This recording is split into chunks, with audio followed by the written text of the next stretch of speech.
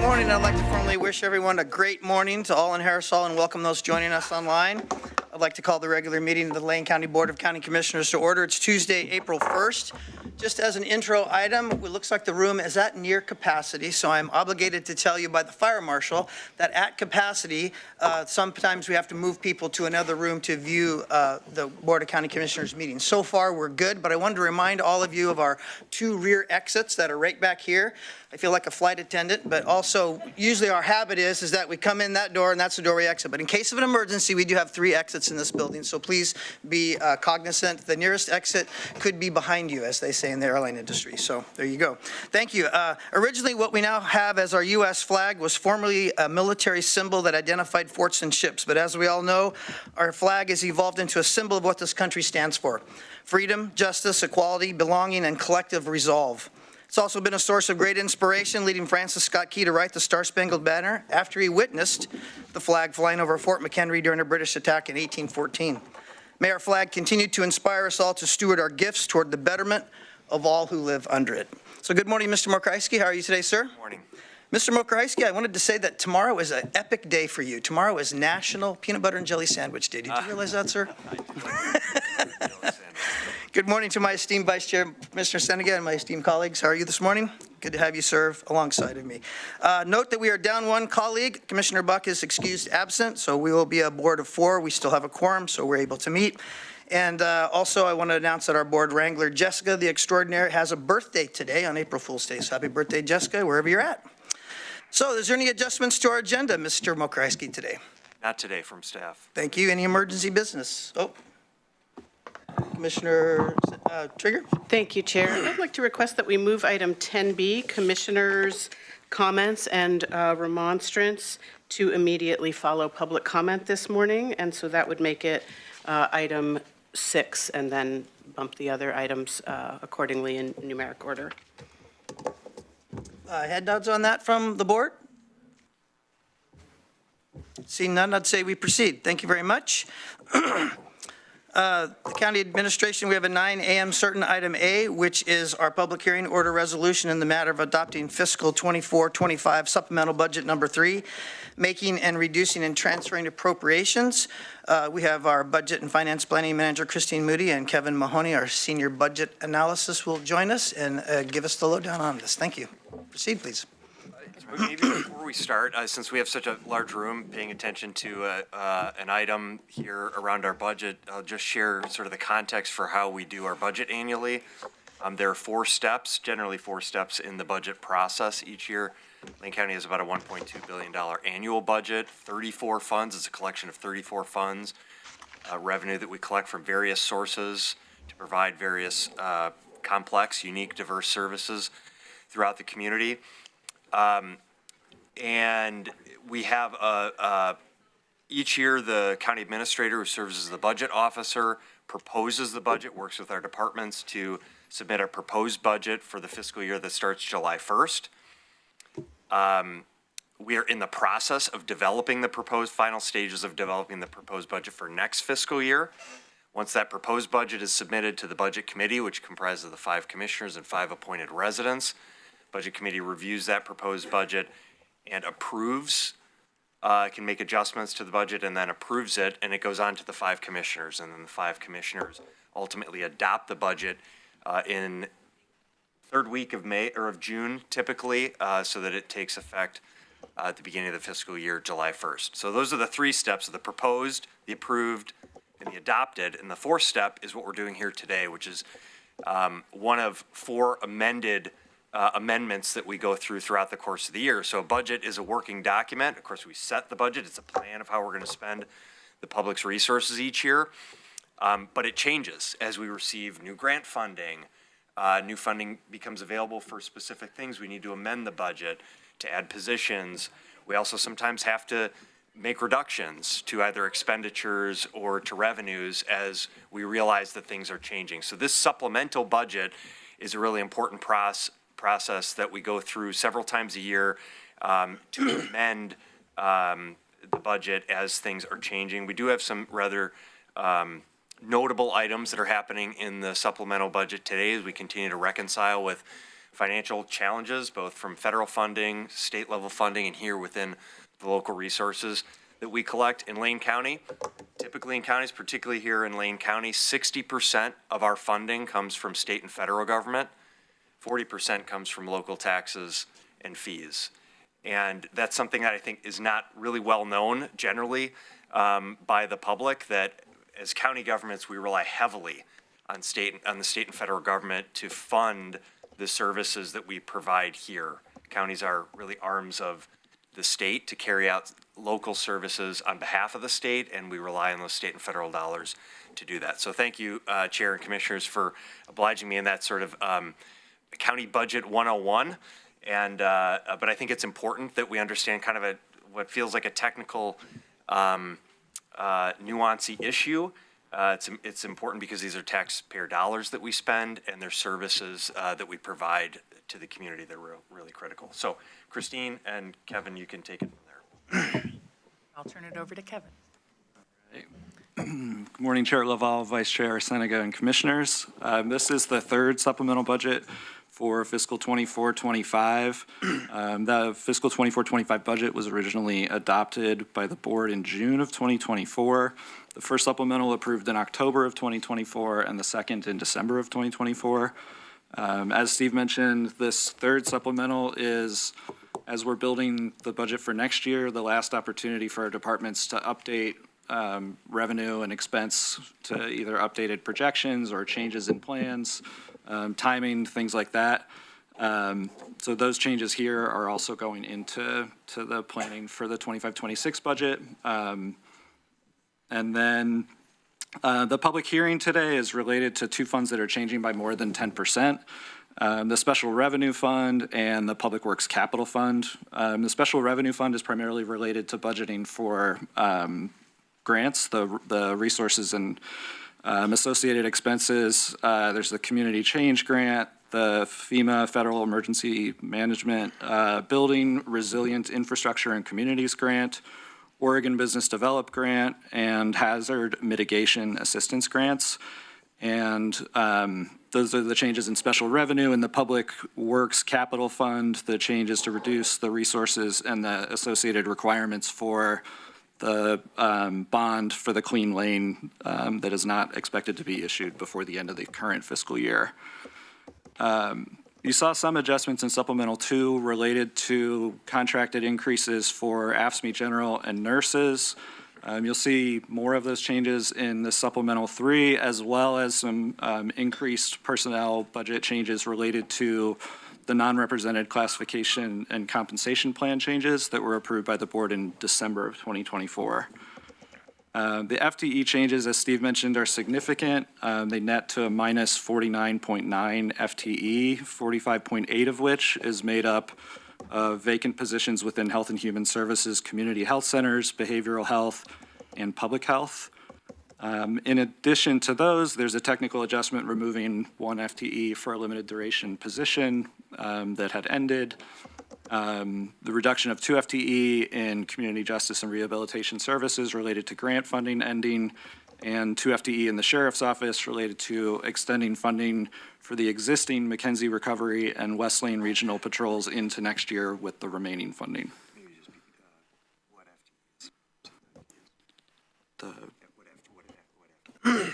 Oh, yeah, thank you, and the acronyms. I call myself on FEMA, but not FTE.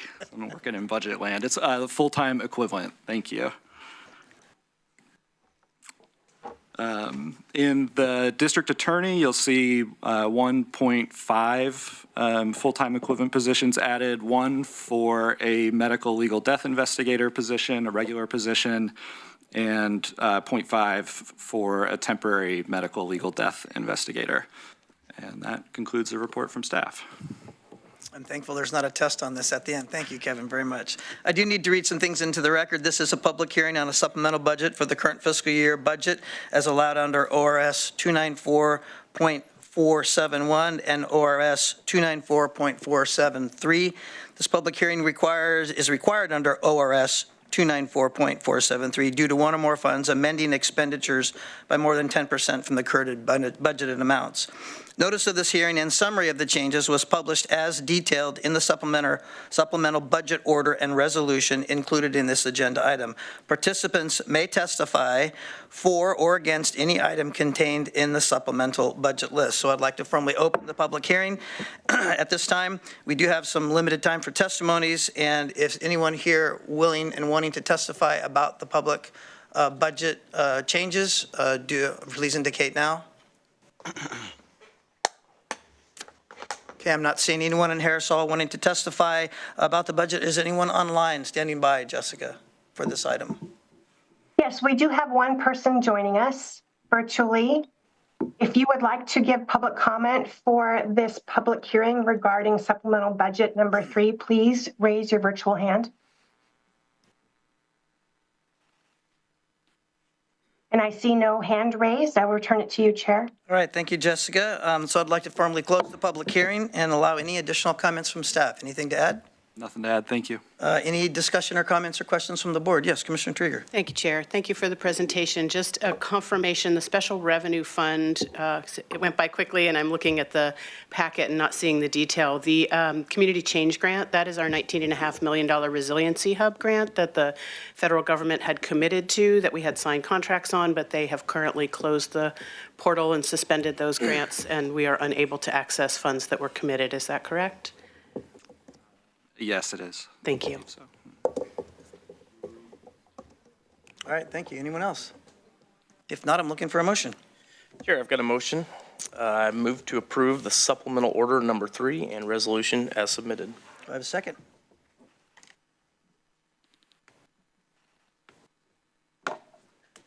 I'll second that as chair, and we'll move on.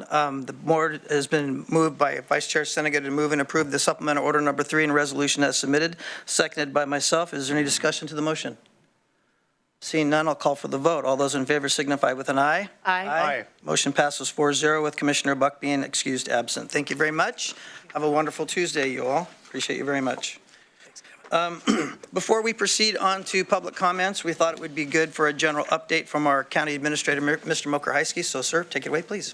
Thank you, Chair. And the agenda team, the Chair asked that I just provide a brief update to you on the request and the work that we've been doing to develop a statement of support and commitments, both in support of our immigrant and refugee community as well as our trans community.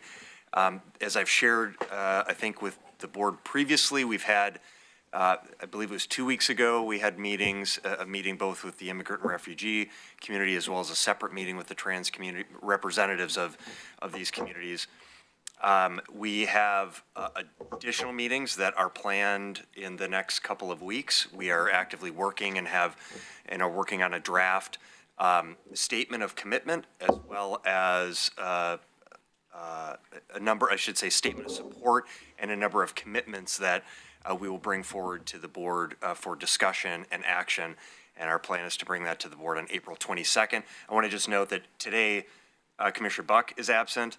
Next week, Commissioner Seneca will not be at our board meeting because he'll be traveling as part of our United Front effort along with Eugene and Springfield and our other local partners to advocate to the federal government on behalf of Lane County as a governmental agency as well as our partners. So because we're missing Commissioner Buck today and we'll be missing Commissioner Seneca next week, April 22nd is the first meeting that we'll have all 5 commissioners here. We think this is an important item for all 5 commissioners to be available and have discussion. So that is the plan, is to bring you a statement of support and a list of commitments to discuss and take action on April 22nd.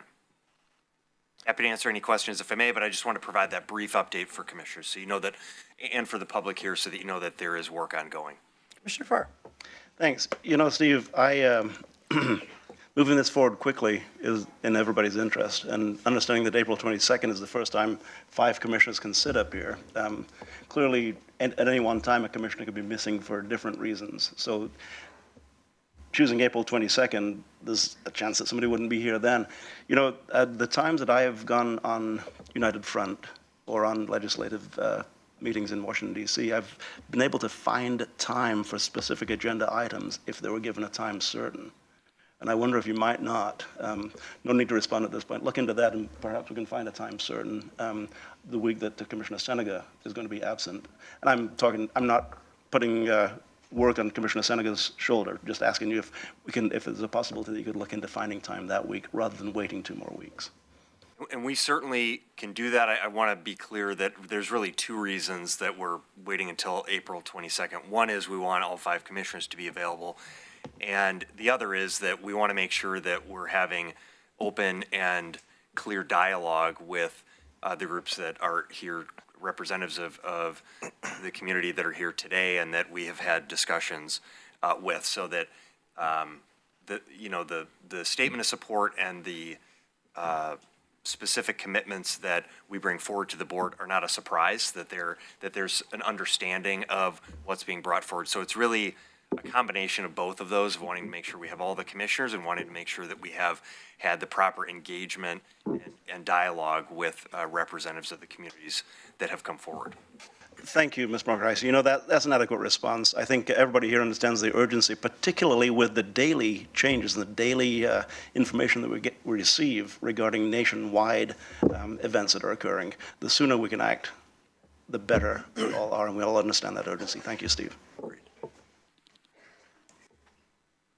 Steve, I personally want to say thank you for your hard work and for the staff for doing what they're doing. Obviously, we are committed to getting this right. We're committed to also doing what is right and what we can do as a board. So I appreciate your diligence and your perseverance on this, so thank you very much.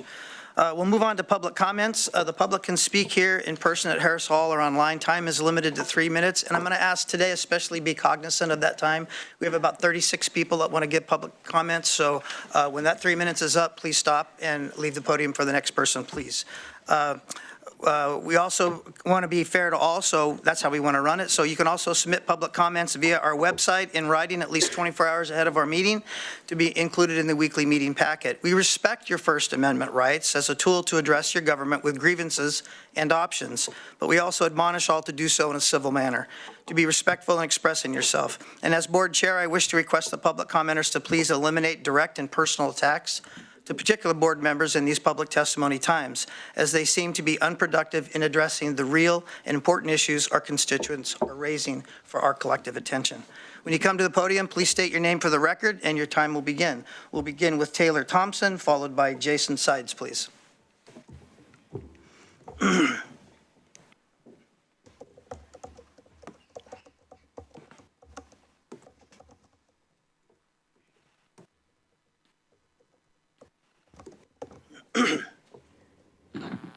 Good morning, Commissioners, and good morning to everyone in this room. My name is Taylor Thompson, and I'm here today as a mental health professional in your community who works extensively with trans people. I'm also here as a trans person myself. I'm here today because attacks on trans healthcare are attacks on healthcare for all. We can't afford to let this go unchallenged any longer.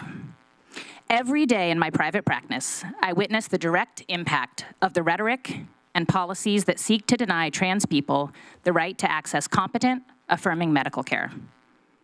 I see the fear, the anxiety, the profound harm that results when lawmakers, most of them who, let's be real, have no medical or psychological expertise, interfere with life-saving care. The science, though, is very clear. Gender-affirming care is essential, it is evidence-based, and it is deeply rooted in decades of medical consensus. Every major health organization, from the American Psychological Association to the American Academy of Pediatrics, supports the necessity of gender-affirming care. But this isn't about trans people only. When you set a precedent that politicians, not doctors, not their patients, should dictate healthcare decisions, you put every single person in this room, outside of this room, and quite honestly, in the entire county at risk. When you allow disinformation to erode trust in best medical practices, you weaken the entire healthcare system. Today, it's trans people, but tomorrow, maybe it's your daughter or wife's reproductive care. Maybe it's your parents' end-of-life care. Maybe it's your own mental health services. Any form of medical support that doesn't fit into this very narrow ideological agenda. Just last week, my 21-year-old cisgender daughter messaged me, "I'm terrified I'm going to lose access to reproductive care." The fear she carries is the same fear my trans clients carry, the fear that politicians will strip away their right to make decisions about their own bodies. It's not just a trans issue, though it's definitely that also. This is about fundamental human rights. If we allow attacks on trans healthcare to succeed, we are opening the door for more erosion of bodily autonomy for everyone. And it's not going to stop there. We've already seen political figures openly discuss restricting access to mental health medications and vaccines, both of which are life-saving medical interventions. If we allow politicians to override medical expertise when it comes to trans healthcare, we set a dangerous precedent that puts all healthcare decisions at risk. I'm here today asking you to reject fear-mongering and stand up for what you know is right. I'm asking you to listen to medical professionals, to trans people, to the overwhelming evidence that shows that gender-affirming care saves lives. I'm asking you to remember that healthcare should be guided by science and compassion, not political posturing. The people of this county, we deserve a hell of a lot better. We all deserve better.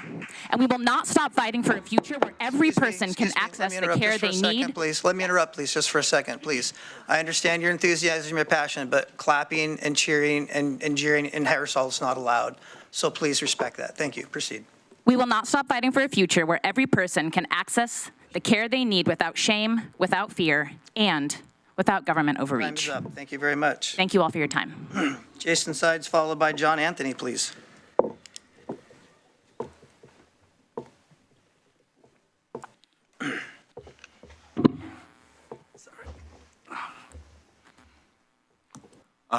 Thank you. I wasn't expecting to speak this quickly. I was expecting, it's fine, I'm all right. I was writing this down. Hi, my name is Jason Sides.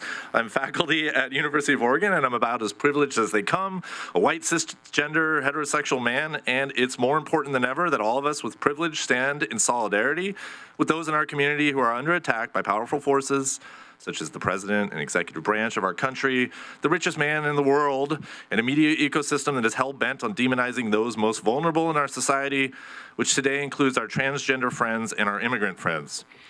My trans friends have enriched my life and our community. My best friend's family fled from political persecution from El Salvador, barely escaping with their lives. He helped me through very difficult times and arguably saved my life. Every one of you with a cell phone in your pocket have benefited from the work of Sophie Wilson, a transgender computer scientist who designed the instruction sets for the ARM processors that power your phones. I ask you to commit to uphold state sanctuary law for undocumented immigrants in Lane County, and I ask you to defend trans healthcare because trans healthcare saves the lives of trans children and trans adults. Thank you. Thank you. John Anthony, followed by Misty Bowman, please.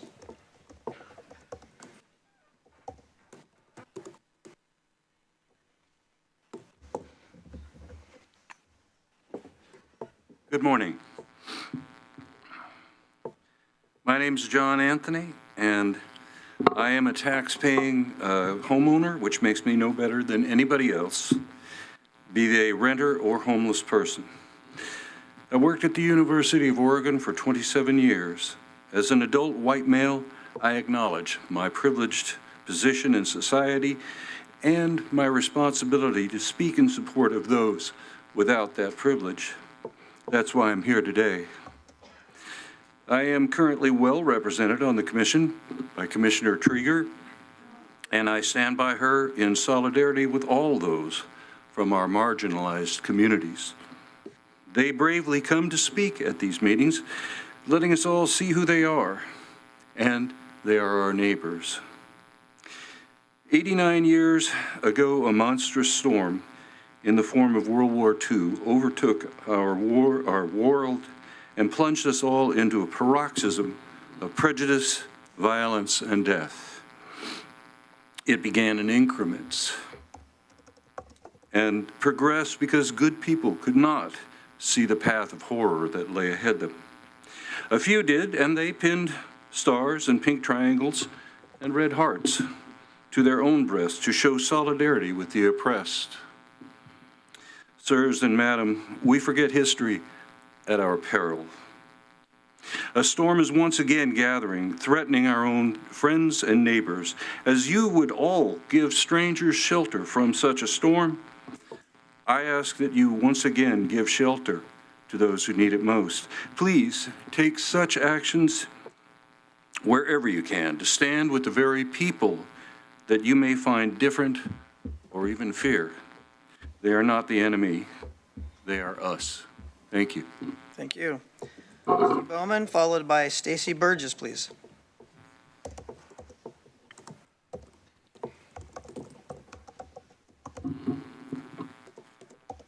Good morning. My name is Misty Bowman. I live in District 4. I'm a Dark Sky Oregon advocate, and while I am here to support my trans brothers and sisters, mainly I am here to discuss light pollution. Light pollution is, for those not aware, the human-made alteration of outdoor light levels from those naturally occurring. Oregon has had rare opportunities when it comes to our environment at night, as we are one of the few states not entirely saturated by light pollution. Eastern and Central Oregon have taken advantage of that fact, and we now proudly have the largest dark sky reserve in the world, the Oregon Outback, 3 dark sky national parks, and 2 dark sky towns, Antelope and Sisters.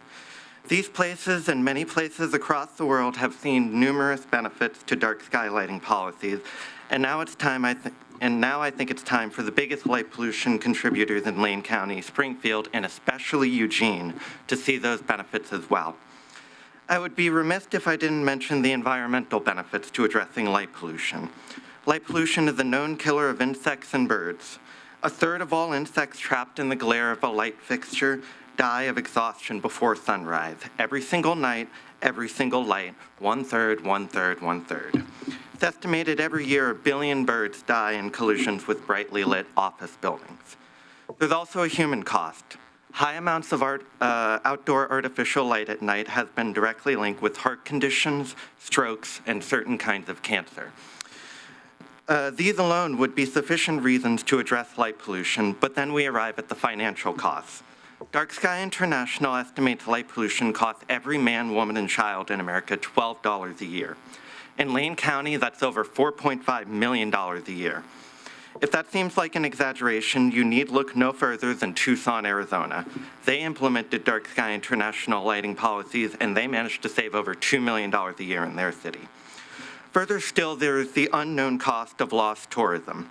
Astrotourism, or night sky tourism, is one of the fastest growing travel trends. Potentially tens of millions or even hundreds of millions of dollars that could be coming to Lane County is instead going to Eastern Oregon. At this point, I wonder if we could afford to not address light pollution. To quote Mayor of Eugene Karen Knudson's Sustainable Urban Design Handbook, quote, retrofitting light fixtures may require additional infrastructure, but often reduces long-term operating and maintenance costs, unquote. I urge the Lane County Board of Commissioners to look into Dark Sky International's 5 principles of responsible outdoor lighting and how to implement this as a guiding policy for outdoor lighting in Lane County. Thank you for your time. Thank you. Up next is Susie Burgess, followed by Wendy Hounsell, please.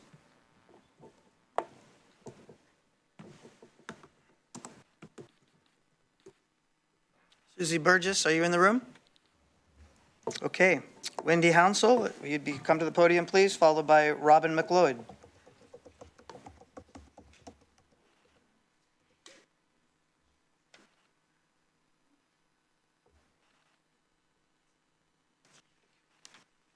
Good morning. Thanks for having us. My name is Wendy Hounsell, and I'm a family nurse practitioner in Springfield. I'm here today to urge Lane County to take an active role in pushing back against the tidal wave of repressive and dangerous policies being undertaken by the federal regime.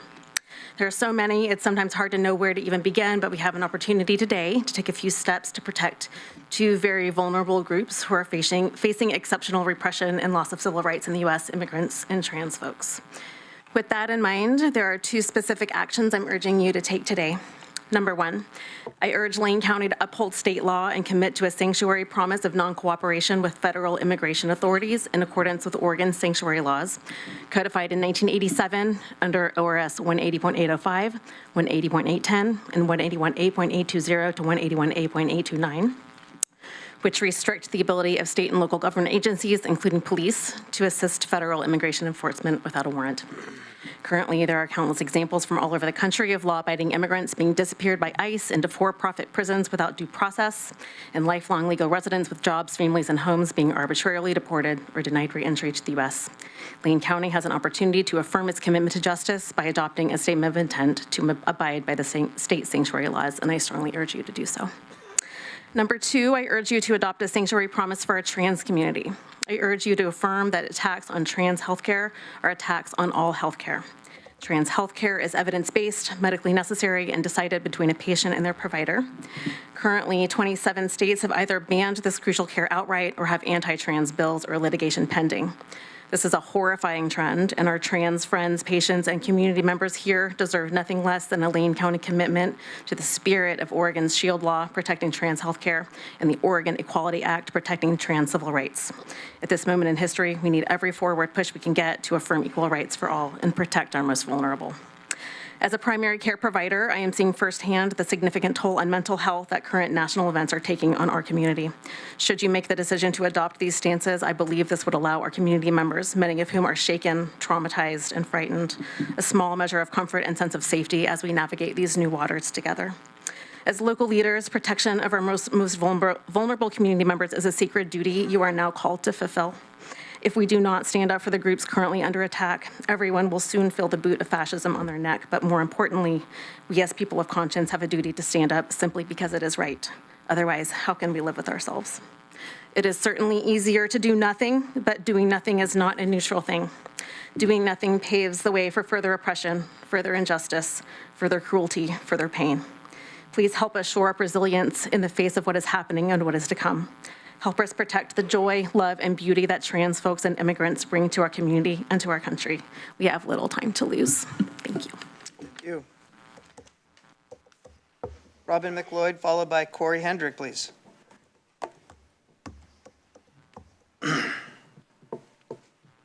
Please.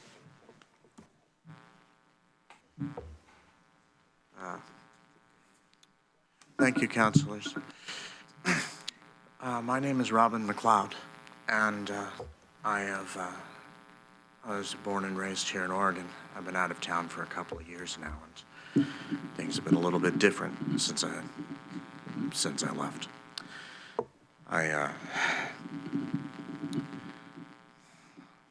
not much of a public speaker, and so I apologize if this doesn't come off very well.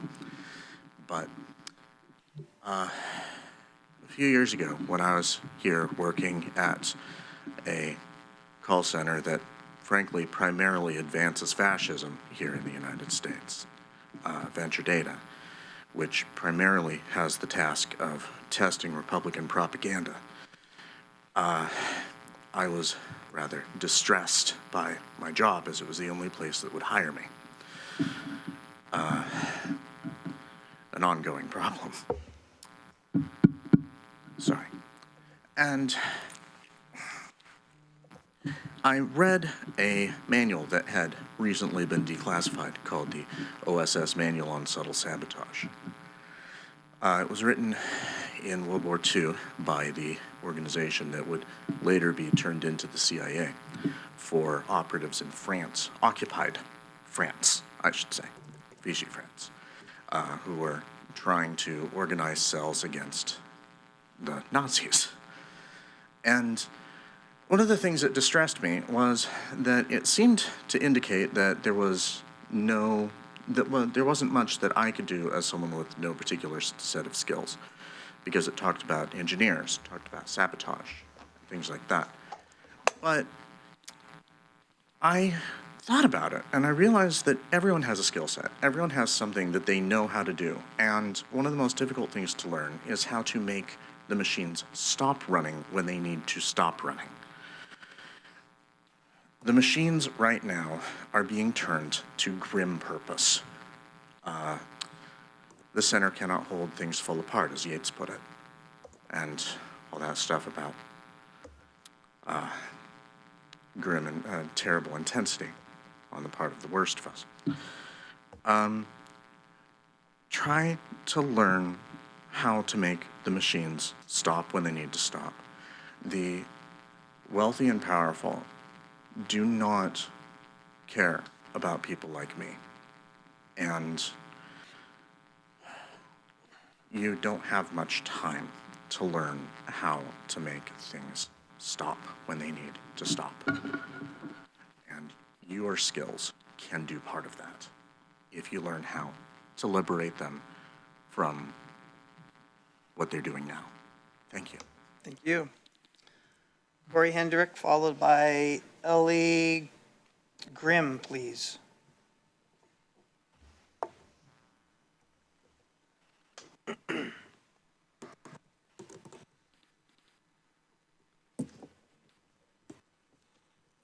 Hello, my name's Corey. For 3 years, me and my family fought in the Arkansas Supreme Court under the case Jernigan versus Crane, starting in 2013, to legalize marriage for everybody, overturn what was seen as a clear 14th Amendment violation.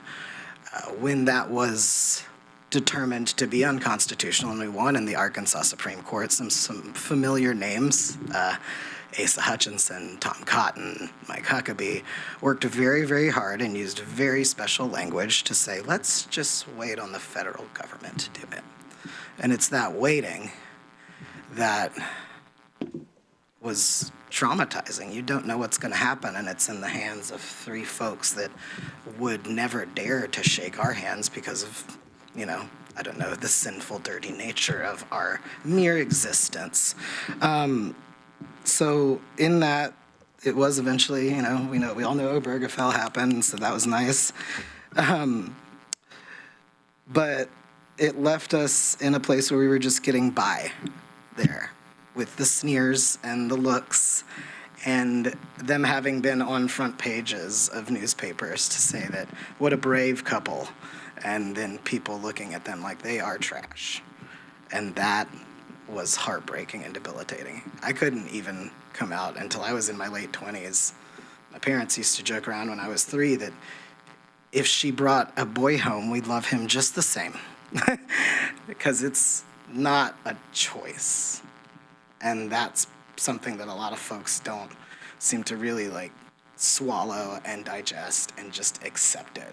Just like I had to accept that if I went into a restroom that was designated one way or the other, I might get accosted by someone when I'm just trying to do one of the most basic things that we do here. Trying to get surgery meant going to the premier breast surgeon in Little Rock who has saved hundreds of lives through breast cancer, and her having to work in a creative way to make sure that that can get covered, or at least the cost is not ridiculous. I had to almost have a secret meeting in a back room of a hospital to get my HRT. And now I doubt that those things are available, considering where that state is now. So without anywhere else to go, I feel for my friends and community that are still there, because we came here as a refuge. It's hard to use the word refugee not being from a war-torn country, but this is a place where breathing is easier. As a queer person, this is a place where talking and participating in things like this is life-saving. And I think increasing the ability for folks to participate in things like this, and I want to mention sports in particular. I'm sorry, Corey, your time is up. Absolutely. Thank you so much. Billy Grimm, followed by Bill Compton, please. Good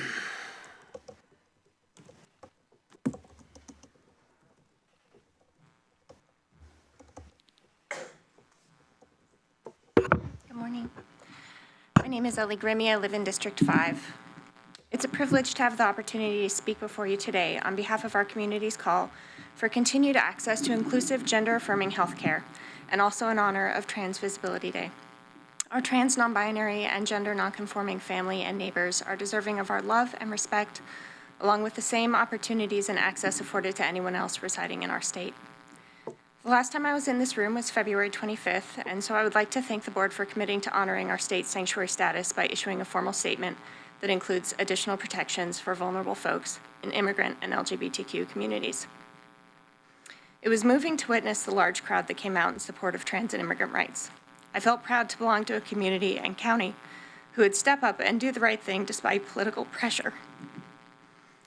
But just a few days later, I heard from a cousin living in Iowa that their state had voted to revoke gender identity protections from the state's civil rights code, and my heart sunk.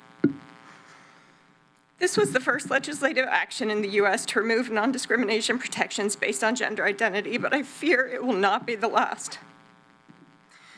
Moreover, it is just one of many pieces of legislation in recent years that limits a person's freedoms rather than expanding them. This debate represents a sentinel event in the health of our nation. If we are to continue to be a country founded on the ideal of freedom, then we must not let this authoritarian test balloon past our doors. While our state currently fights to protect gender-affirming care, 7 of our Republican state representatives sent a letter requesting a federal investigation into the state's Medicaid spending to undermine that effort. One of the many false narratives circulating is that roughly 1% of the population is somehow using up a disproportionate amount of public funds for gender-affirming care, despite reports showing that most of the care being provided to these individuals is in the form of mental health counseling and hormone therapy, which are relatively low-cost and life-saving medical interventions. And so I asked, does that really sound right to you? Or is a minority group once again being unjustly demonized based on fabricated fears? We are in a centuries-long fight for civil rights, which we will lose if we allow our government to divide us.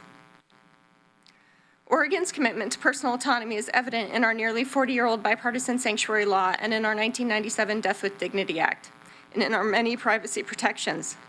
A person's healthcare decisions are both personal and private, and they belong between patient and provider.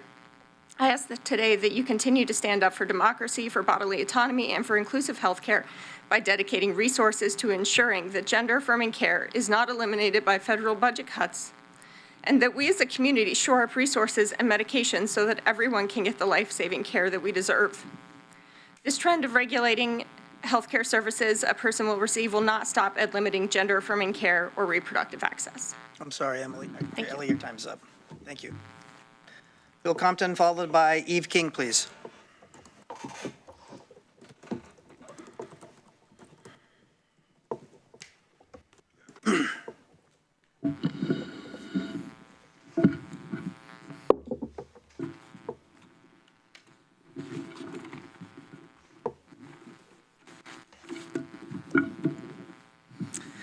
morning, Commissioners. And good morning, Mr. Administrator. So appreciate what you do. You do so much. I've been learning so much about the hours and hours and hours of commitment you make. So I'm so thankful for what you do. But I want to let you know that I'm an old rock and roll guy. And I come this morning to add a little levity before I ask once again for you to consider the priorities of Lane County. Did you know that in 1979, Bob Dylan, one of my favorite rock stars, kind of went weird. But in that, he won a Grammy for being the top male vocalist. And he kind of went off the rails when he wrote an album called Slow Train Coming. And the song that he actually won that for was Gotta Serve Somebody. I was tempted to sing to you this morning. How many like me to sing to you this morning? Actually, I'm going to save you. But let me just read something that he wrote from the song. You may be a preacher with spiritual pride. You may be a city councilman taking bribes on the side. You may be working in a barber shop. You may know how to cut hair. You may be somebody's mistress, maybe somebody's heir. And the chorus. But you're going to have to serve somebody. Yes, indeed. You're going to have to serve somebody. Well, it may be the devil and it may be the Lord, but you're going to have to serve somebody. Man, I missed Woodstock. But going to his concerts was awesome. But you know, that song resonated with me as a teacher. As you all know, serving Lane County for many, many years and still serving Lane County, it's so important to understand your audience, your clientele. My clientele was your children, my children. Yes, we got to serve somebody, each one of us. Thank you for serving the board. Thank you for serving us. For me, as I said, I continue to serve Lane County, and I'm thankful you're serving Lane County. And you're listening. It's amazing. I hope you are serving the interests and the priorities of Lane County. I know that many citizens that I've spoken to have recently about the March 11th meeting in which the Land Management Department asked for a 22.5% increase in department permit fees. That would be building fees. In your second hearing coming up, I would like you to consider that they're going to ask for that, and it's going to be considered by many a tax. I've been working with many recently since learning about that on March 11th, and they all say that's going to increase anything that we do in regards to our own property. Sorry, Bill, your time is up. All right. See you next week. But I won't bring my rock and roll with me. Eve King, followed by Bien Quazana.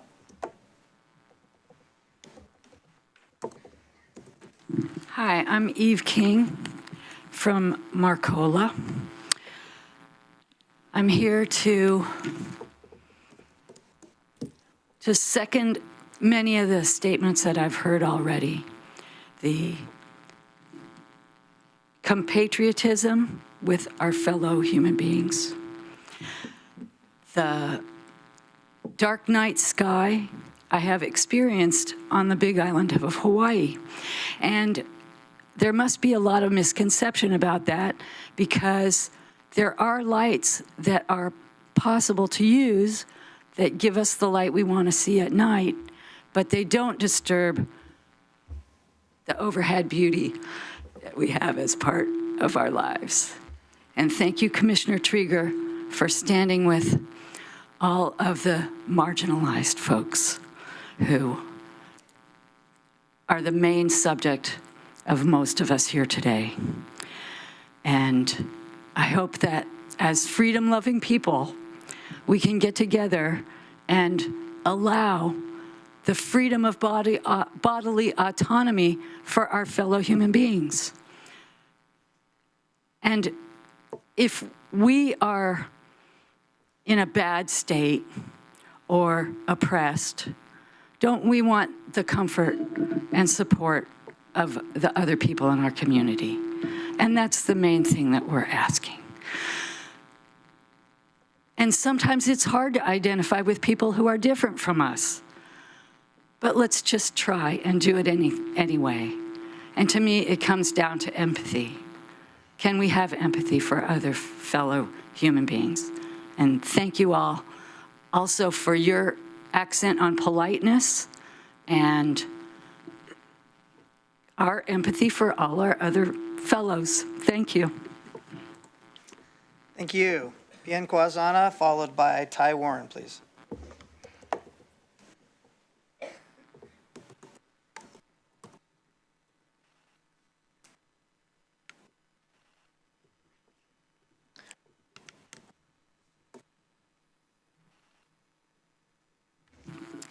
Hello, Chair Lovell and Commissioners.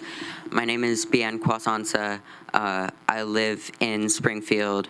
I am transgender, and I'm here today to ask you to defend trans healthcare because it is under attack, and an attack on trans healthcare is attacks on all healthcare. It will not stop here. It starts with reproductive healthcare and trans healthcare, and it will escalate because it never stops with just one group. One marginalized group being targeted, it leads to other groups being targeted, and nobody is safe unless we all stand together to protect democracy and freedom. And isn't that what the United States of America stands for and what Oregon and Lane County stands for? Thank you. Thank you. Ty Warren, followed by Rose Wadley.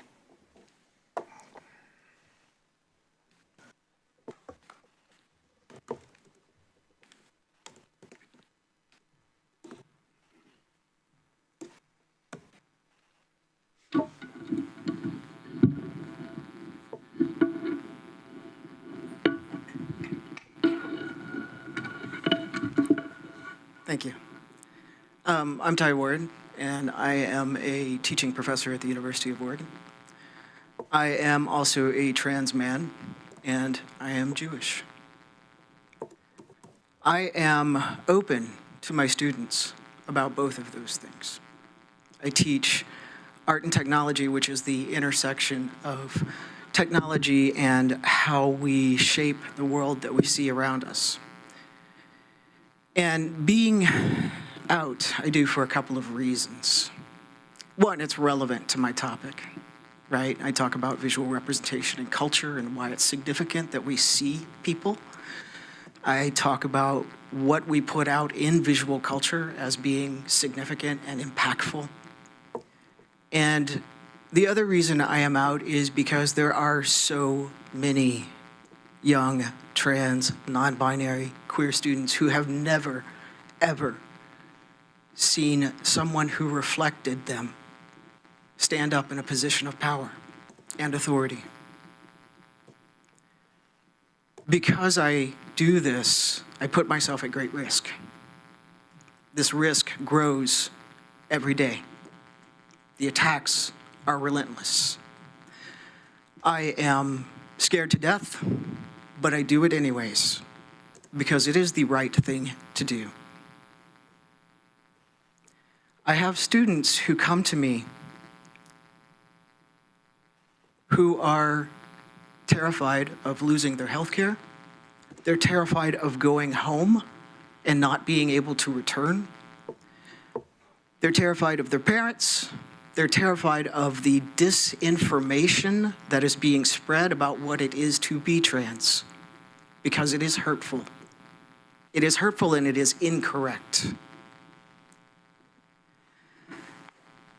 Interestingly enough, the story that I wanted to tell in these last few seconds comes from a cisgender student who had to be on puberty blockers because of a seizure condition when she was younger. And she was, her father voted for someone who does not represent the trans interests. And she tried to explain to him that the puberty blockers were actually They're the same puberty blockers that trans kids need. And he just couldn't quite get that through his head. Blocking access to trans healthcare blocks access to all healthcare. And you are going to be put under immense pressure to cave to a regime that depends on fear. And you're going to have to stand up and do the right thing. Thank you, Ty. Your time Sure. is up. Thank you. Rose Wildy, followed by David Eigel.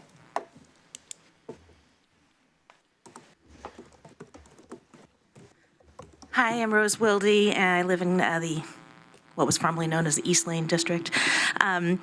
Yesterday was Trans Day of Remembrance, and I thought about my cousin Lavender, who I spoke about, and whose death I spoke about in my last public comment. And since then, I've been embraced by the Trans Alliance of Lane County, welcomed as a friend into private spaces, and I've learned a lot more about how we can provide appropriate health care for everyone here in Lane County who needs it. Because I didn't have a lot of trans people close in my life aside from my cousin, I had a lot to learn, and I'm still learning, and I suspect that a lot of us are still learning, and maybe have limited intimate contact with transgender people, and so I thought it was important to share what I've been learning. So I've learned that transgender people have a very clear idea of their gender at a pretty young age, certainly by their teens, and some as early as 2 or 3 years old, as soon as they have a concept of gender and the language to express it, maybe sooner. And when people felt like their body was all wrong, it had serious social and medical consequences. I learned that there's no such thing as transgender healthcare. It's just healthcare appropriate for the person. And medical providers should learn how to provide appropriate healthcare for anyone who comes into their office or facility, and some do, but some's training was many decades ago and may not have that knowledge. I've learned that some doctors have no idea about transgender people's concerns or risks or being targeted for violence or assault, more so than any other genders. I've learned that the federal dictate to erase the existence of transgender people could impact my friends' abilities to feel safe and comfortable in their bodies, but could literally lead to their death by sudden elimination of access to essential medical care. And you might remember I served on the Budget Committee about 10 years ago, and in that capacity I learned how critical our federal funding is, and that the federal government could take back their funding, as they have since January 20th, in so many ways, cut the medical care for thousands of our neighbors to try to force us to stop providing appropriate care and services for trans people or anyone else that they deem not sufficiently human. What if the federal government said that instead of transgender people, they wanted to exclude all Christians, or all Black people, or all women, or all immigrants, which they try? At what point is the number large enough for us to care, for us to risk defending their rights? Who has the right to have rights? Perhaps that shouldn't be how we determine who is human enough to deserve our care. Perhaps even excluding one person is enough. Thank you. Thank you. David Eigel, followed by Mary Borns, please. Good morning. There's much to do. David Eigel. The University of Oregon, the U of O Museum of Natural History and Cultural History, the Oregon Historical Society, Oregon Public Broadcasting, the Oregon Black Pioneers, Portland State University, Willamette University, and other institutions have in part been diverted from their legitimate functions as institutions of research and education into organs of deceitful propaganda. Lane County has been in no small way involved in promoting fake history. Two of our commissioners, Traeger and Buck, have been involved in supporting county funding for the nonsensical North Bank Monument, as well as encouraging others to contribute to the building of a monument to a history that never occurred. I challenge these two commissioners to provide primary source documentation to support the unsupportable narrative that is being promoted. For example, please provide a citation to an ordinance or other support for the statement that Eugene was a sundown town. Eugene was not a sundown town. Talisha Brown speaks falsehoods. It's worthwhile to note that under Oregon State Statute ORS 128.886, no person shall make any false or misleading representations in the course of solicitation of contributions. The Lane County Museum of History presented the disgraceful Racing to Change exhibit. It was loaded with misinformation. A cheap smear of Frederick Dunn and many of our local citizenry was included in the exhibit. The county needs, through the Lane County History Museum and other available means, to see to it that the public is informed of the mountain of misinformation they have been fed. The Lane County Fair is when most of the visitors usually visit the museum. There should be no excuse as to why the public shouldn't be enlightened during the summer of 2025. And for those who don't already know, the only relationship Frederick Dunn had with the Klan was that in 1922, the crooked fraternal order salesmen were telling the, quote, lesser lights of the community that Dunn was the head of the organization so they could cheat them out of a $10 annual membership fee. Thank you very much. Thank you. Mary Borns, followed by Elliot Harwell, please. Good morning. I'm Mary Borns. I'm a parent of a transgendered son. Let's talk about gender-affirming care. What is gender-affirming care? It is care that makes a person feel like the gender they are. For a cis female, that could be breast implants for a flat chest, rhinoplasty to make your nose smaller, more feminine, or maybe a simple hair weave to have long hair like everybody they see on Instagram. For a cis male, that could be hair implants for premature baldness. That could be medication for ED, or maybe plastic surgery for a more masculine jawline. For women, we're given hormones for thyroid conditions after a hysterectomy, and before, during, and after menopause. For men, they take hormones for low testosterone and thyroid conditions. These procedures are not under scrutiny by the public or federal government. These procedures are affirming the person's gender, making them feel more secure in their gender, and helping their bodies function correctly. The decisions to have these procedures or hormones are between them and their doctors. The government and public should never have an interest in their decisions. Why do they think they have a right to tell a transgendered person what they can or cannot do to affirm their gender? Just like a cis person, that is a decision that is between them and their doctor. Just because the doctor that delivered them as a newborn made an assumption about their sex due to the external genitalia doesn't mean it was accurate. There are millions of intersex people in this world also. Transgendered peoples have been targeted by the current administration and are losing their rights. Currently, they're denying transgender health care. Please assure trans peoples the right to care for their bodies as they deem fit. Maybe people think, well, it's just a small part of the population, that doesn't affect me. It only starts with a small group. Where does it stop? What group will be targeted next? Disabled people? Seniors? We have already seen what happened with abortion rights. We need the county to make a stand and include the transgender peoples in the sanctuary law, along with the healthcare providers. Many of us came here on February 25th to discuss this matter. A couple of you commissioners heard and saw the urgency and fear that we have regarding the decisions being made on Capitol Hill on an hourly basis. A couple of weeks ago, I emailed you a reminder of the urgency in this matter, and I had no response. I've heard no public statement updating the sanctuary law until this morning. Thank you. I ask you to please make haste and stand up for the injustice. Thanks. Thank you. Elliot Harwell, followed by Jacob Griffin.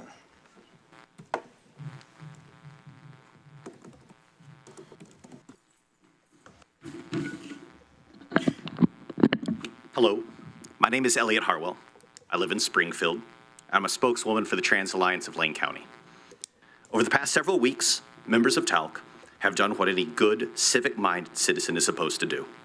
We have politely petitioned our local government to take specific, concrete steps to better protect the county's trans and undocumented citizens.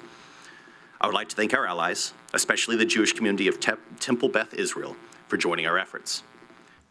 So imagine my surprise when I learned on March 14th that Commissioner Lovell, who is also the founder of 316 Ministries, posted on his ministry's Facebook how he had to listen to public comments from, and I quote, rebellious, God-skewed, and gender-confused people. As a trans woman, I am angered that my commissioner would dismiss me and my neighbor's concerns as being gender-confused. I'm angered that my commissioner, a professed Christian, would call his Jewish neighbors God-skewed. But most of all, I'm angered that my commissioner would call his constituents rebellious for respectfully addressing him in the public forum, as is our right.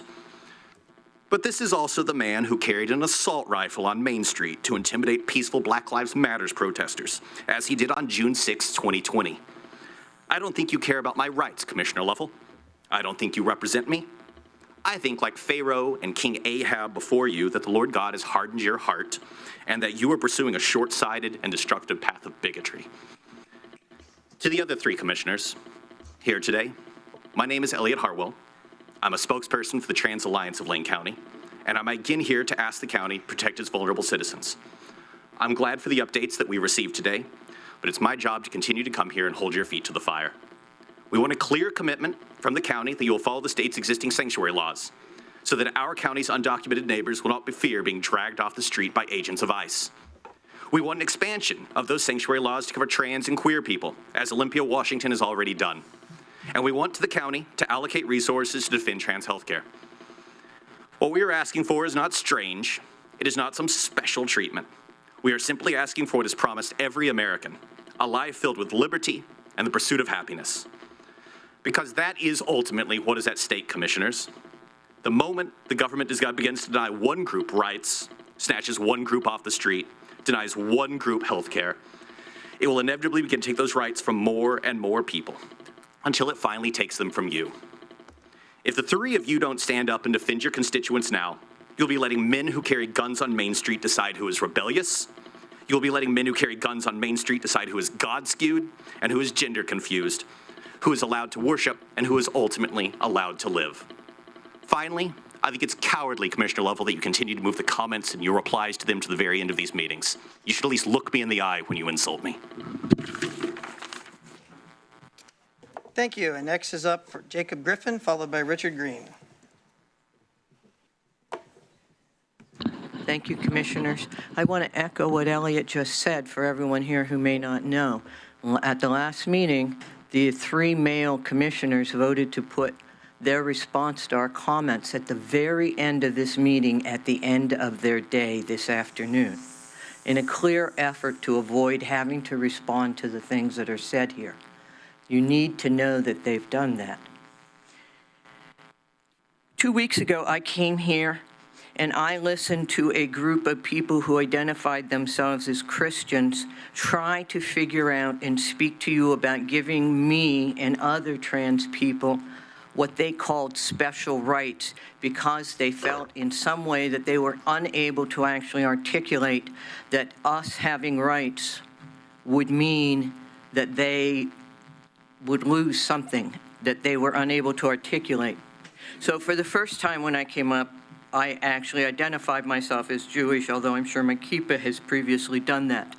I don't normally do that. It is a private matter for me, not something I need to proselytize to other people, but I spoke to them about who I am and about my belief in Judaism that believes that we welcome the stranger, in that in welcoming them we learn who they are and they become of us. And I invited them to go out for coffee. I invited anyone to go out for coffee. And I didn't hear any responses from anyone, including Commissioner Lovell. So imagine what it felt like as a Jewish person, a trans person living in Lane County, to see that the chair of the Lane County Commission chose to identify the people speaking at last time's meeting as God-skewed and gender-confused. To tell me that my deeply held, precious, deeply cherished beliefs are God-skewed, and you were speaking of me because no one else here spoke of their religion beyond your Christian friends. You were speaking to me and my beliefs. You insulted me, and you didn't even have the courage to do it in person. I doubt if you even have the courage to do it at the end of this meeting. Sit at the end of this meeting in your private public comments and call me God-skewed and gender confused again. I didn't want to come here and have to do this. I wanted to come and talk about safety for trans children. I resent you for putting me in this position. I do not think you represent your community at all. I think you can represent a small slice that you personally approve of. I condemn you for your comments. Thank you for your comments. Richard Green, followed by Mia Bark, please.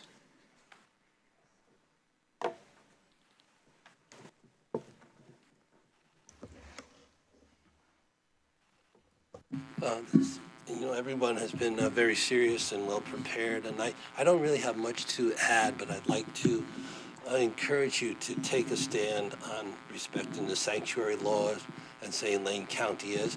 It's a very safe thing at this point. It's a very symbolic act in many ways, but you may not always have that liberty. And I just want to add a little historic perspective on some things. In our country, there was a time when the Compromise of 1850 was reached, and it was based on the Dred Scott decision. And the language in that decision said, in the ruling, the Supreme Court stated that enslaved people were not citizens of the U.S. and therefore could not expect any protection by the federal government or the courts. Does that sound familiar to some arguments currently? And the Dred Scott Act continued to state that the Constitution treats this race as persons whom it is morally lawful to deal in as an article of property. I hope you all find that morally repugnant, that kind of thinking, that kind of language. But this was the basis of the Fugitive Slave Act, this Supreme Court decision, which enjoined boards like this, communities like ours, to assist the federal government in capturing and deporting fugitive slaves from free land to slave land. Like I say, you may not always have the liberty to take a symbolic action like now, because that law had severe fines for people who engaged in helping those seeking sanctuary, those seeking freedom. Because, as this law said, morally, it was legal to treat them as property. Morally. What a moral repugnant statement that is. And the legacy that you will leave behind on your decisions and your stands, whether they're symbolic or not, will in time in the future possibly seem the same way as craven, morally cowardly, hypocritical acts. The language that was used to defend the fugitive slave law was filled with fidelity to the Constitution, to the reverence for the law, for the freedoms of the United States, for our way of life. All the language of the politicians that supported that law are now seen, like I say, as morally repugnant. You don't want to be on the wrong side of this. Thank you. Thank you. Mia Bark, followed by Mallory Musselman, please.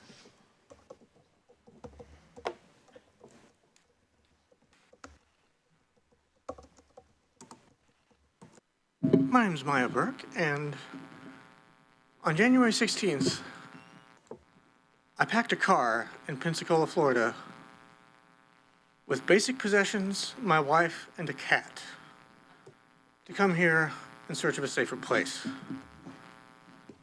And I could appeal to all of your better natures with stories of people I knew down south who have lost access to gender-affirming care and became suicidal as a result. But I want you to think about yourselves and the safety of the other people in this community. Because attacks on marginalized groups, such as trans people, such as immigrants, are test cases. They're test cases for attacks on people in the community, period, who are inconvenient. We have already seen people pull up in black vans to take away immigrants with inconvenient opinions. if you stand for attacks on trans people, on our health care, on immigrants, by the time winter comes around, it could be your friend Steve with weird opinions who talks too loud. So, if maybe you're not my biggest fan, so be it. But maybe think about what your friend Steve's gonna be come December or so. Because this has to stop. But it won't unless you stop it. That's all. Thank you. Mallory Muslins, followed by Aaron Graham, please. Hello, my name is Dr. Mallory Musselman. I am a non-binary and trans person and a constituent of Mr. Lovall's district. Some of the residents in this room are the descendant survivors of authoritarian, fascist, and Nazi regimes. Some in this room are the diaspora of environmental collapse or from a nation that experienced an American-backed coup in their country of origin. Some in this room have survived genocide, Christian nationalism, and white colonizing missions in the global South. Some in this room have survived violent homophobia and transphobia, including myself, to be here today. Others may have endured a form of authoritarianism inside the home. Some, like me, also studied fascism and the rise of the right and their many corollary conspiracy theories for the last 2 decades. We, residents of Lane County, are a community of survivors and change makers. While many who support a sanctuary county and protections for trans healthcare are accused of all sorts of silly things, perhaps being God-skewed and gender-confused, the right wing is actually conspiring to make us all less safe and ensure fewer of us survive. Some on this commission are also making decisions and casual statements with everyday harmful consequences, deadly consequences. No one is free, not you commissioners and not even me, until all of us are free, in the paraphrased words of Fannie Lou Hamer. If you value freedom, justice, and belonging, which you brought up in the beginning of this meeting, then you should work toward our mutual liberation, so we no longer have to worry our pretty little heads. To do anything else is a turn toward fascism. Thank you. Thank you. Aaron Graham, followed by Cherish Bradshaw, I believe. Good morning, Commissioners. My name is Aaron Graham, and I serve as the Development and Outreach Coordinator for Transponder in Eugene, Oregon. We are a nonprofit dedicated to providing services and hosting events for trans and gender diverse people throughout this region. I am deeply grateful for the chance to speak before you today. We have faced losses as a community, rejection by family, jobs, institutions, and a government that often appears unwilling to accept us. Yet we are proud to be enduring this difficult time with hope, togetherness, and joy. That current of goodness undergirds the freedom I yearn to see extended to all, including immigrants and transgender people and anyone who is grateful to have freedom in this beautiful land. Attacks on trans healthcare are, at their core, attacks on all healthcare. All of us are just one car wreck away from having to rely on a system that might reject us at the drop of a hat. Restricting anyone's ability to live as the unique person they were born to be is earth-shattering. Rejecting gender-affirming care is no different. It interferes with people's ability to live their truth, and it causes measurable harm and undermines the liberties this country promises. I want you to know that I would fight just as hard for the right of those who disagree with me to speak their minds and live their lives as I would expect them to fight for my right to exist in peace. This is a government of the people, by the people, and for the people. And I long for us to see those values protected and cherished for years to come. By standing united in protecting each other's freedoms, we reveal the best of who we are, because standing divided leaves us diminished. I am so honored to be a part of my community. And never before in my life have I seen such joy from so many unique and incredibly beautiful and authentic people. People who need your support. By ensuring freedom for each of us, you enshrine freedom for all of us. Thank you so much for listening to my statement, and I hope each of you has a beautiful and peaceful day. Thank you. Thank you, Aaron. Next up is Cherish Bradshaw, followed by Robin Scott.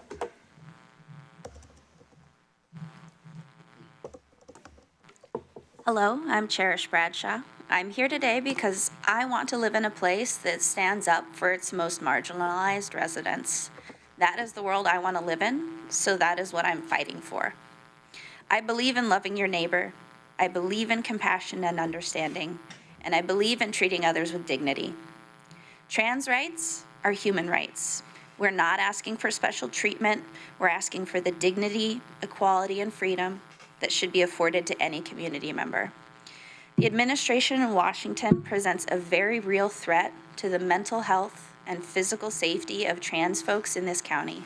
I'm afraid for my family and friends. I'm afraid for my fiance. Please defend trans healthcare, because attacks on trans healthcare are attacks on all healthcare.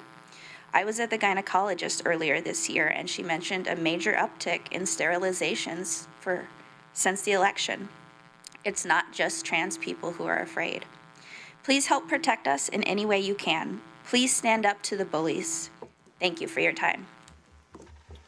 Thank you. Robin Scott, followed by Ty Warren.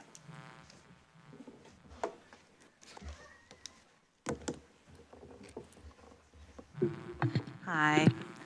My name is Robin Scott, and I live in District 4. Thank you for the opportunity to present to you today. 4 years ago, I fell in love with a trans person. I finally found my soulmate at age 54.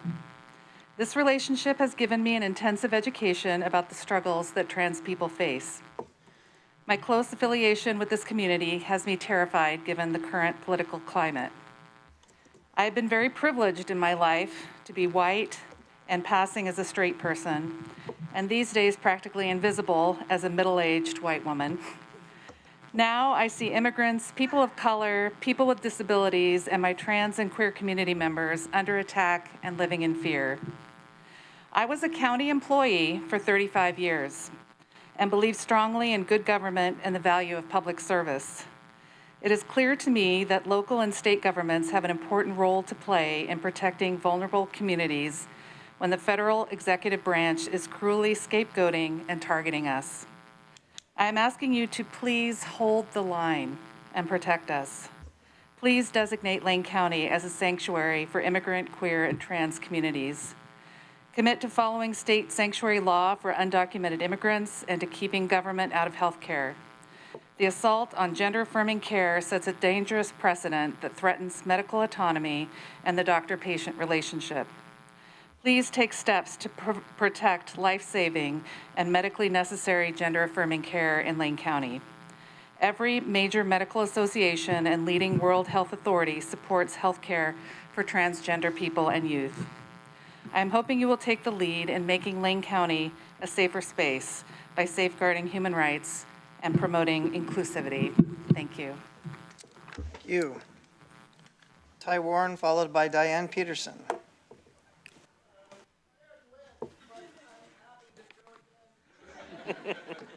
Well, you signed up twice. Well, there you go. Thank you for that correction. I appreciate it. Diane Peterson, followed by DJ Kelly Quattrochi, please.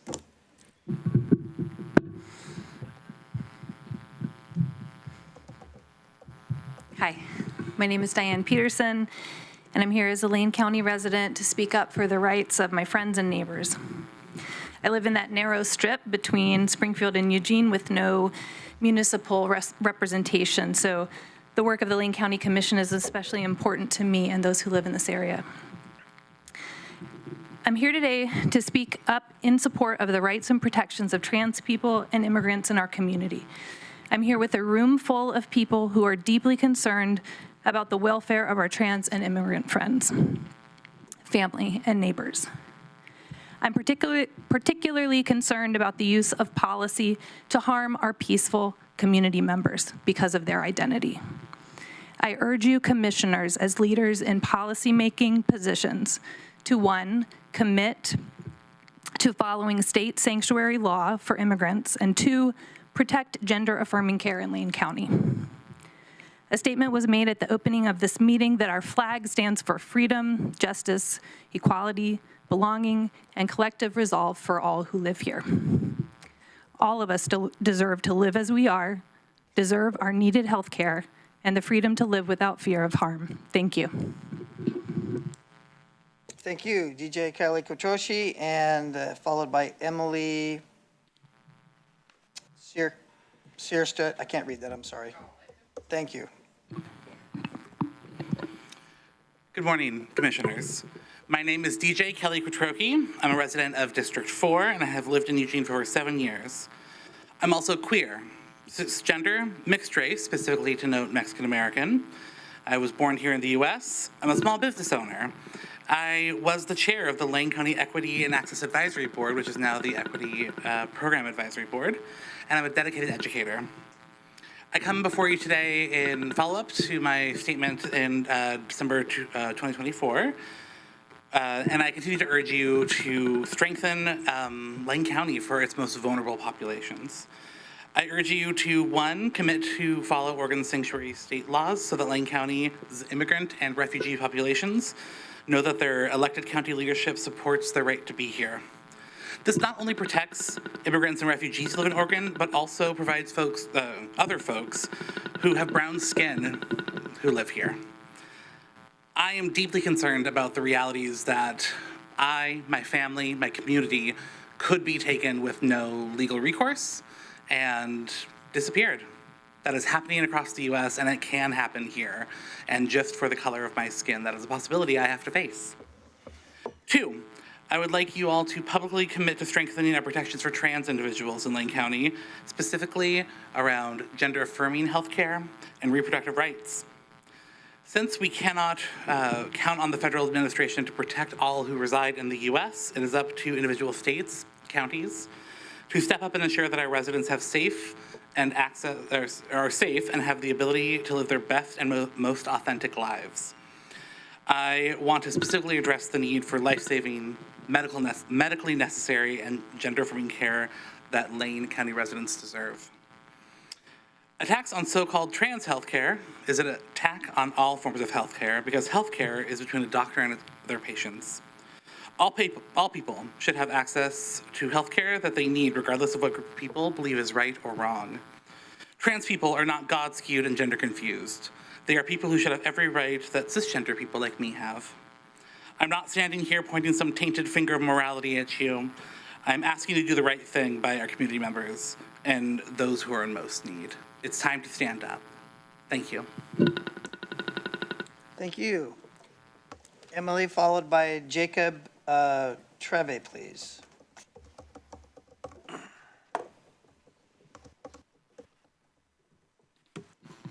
Good morning, Commissioner. My name is Emily Charlotte Clark. I live in Springfield. I am a transgender woman, and by the amazing grace of God, I am a devout Christian. I would like to start this message briefly by a reading from the Gospel according to Matthew. Then the king will say to those at his right hand, "Come, you who are blessed by my Father, inherit the kingdom prepared for you from the foundation of the world. For I was hungry, and you gave me food. I was thirsty, and you gave me something to drink. I was a stranger, and you welcomed me. I was naked, and you gave me clothing. I was sick, and you took care of me.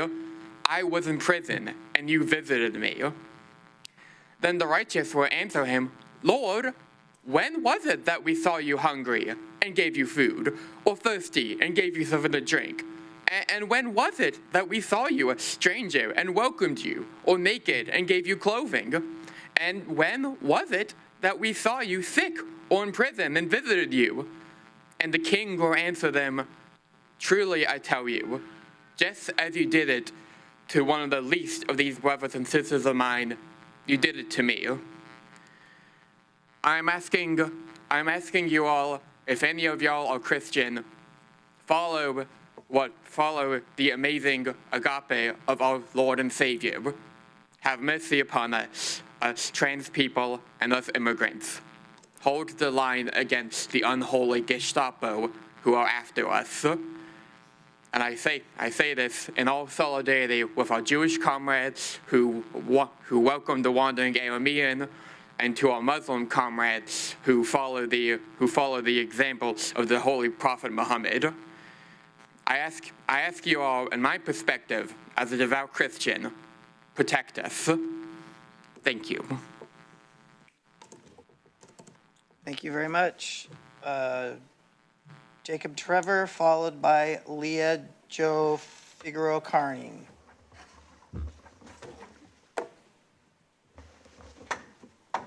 I'm hoping that was Jacob True. Sorry, I have hard time reading the writing. My apologies. My name is Jacob True. I live in the 3rd District of Lane County. Today, well, in a couple weeks, you will have an opportunity to protect justice by upholding the state sanctuary laws for immigrants and to affirm state shield laws for trans folks. We're already seeing many folks, some of them spoke here today, fleeing repression in other states, be it from restrictions to health care or from fears of deportation.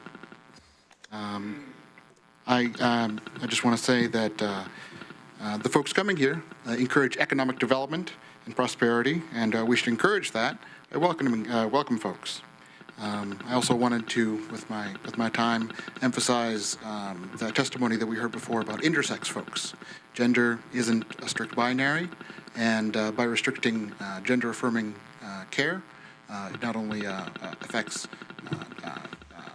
trans individuals, but also intersex and cisgendered folks as well. Thank you very much for your time. Thank you. Leah Jo, followed by, looks like Ralph Taguba.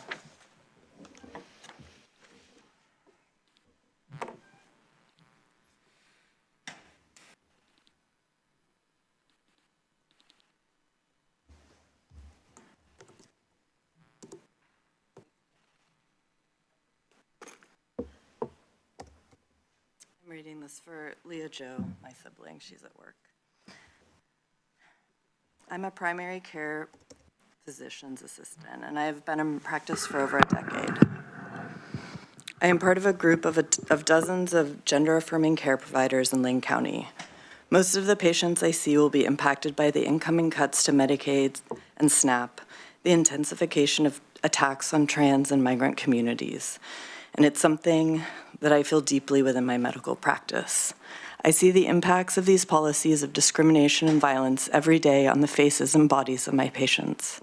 I see blood pressure readings climbing up, diabetic sugars under worse control, and anxiety, depression rising as people struggle to cope with the targeting of their communities and lives. As a medical provider,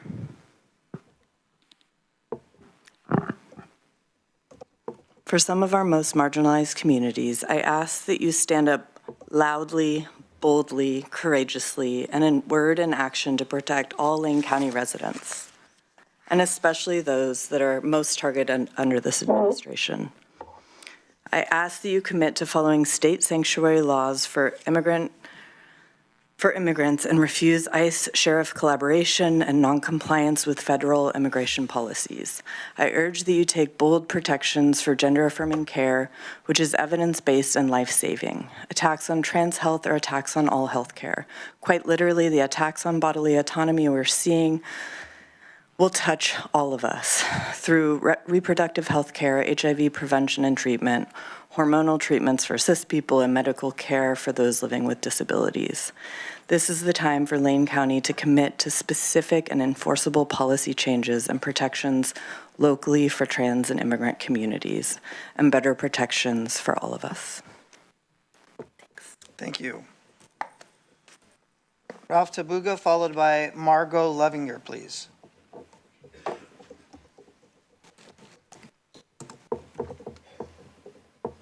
Is Ralph Tabuga in Harris Hall? If not, let's move on to Margot Lovinger, please.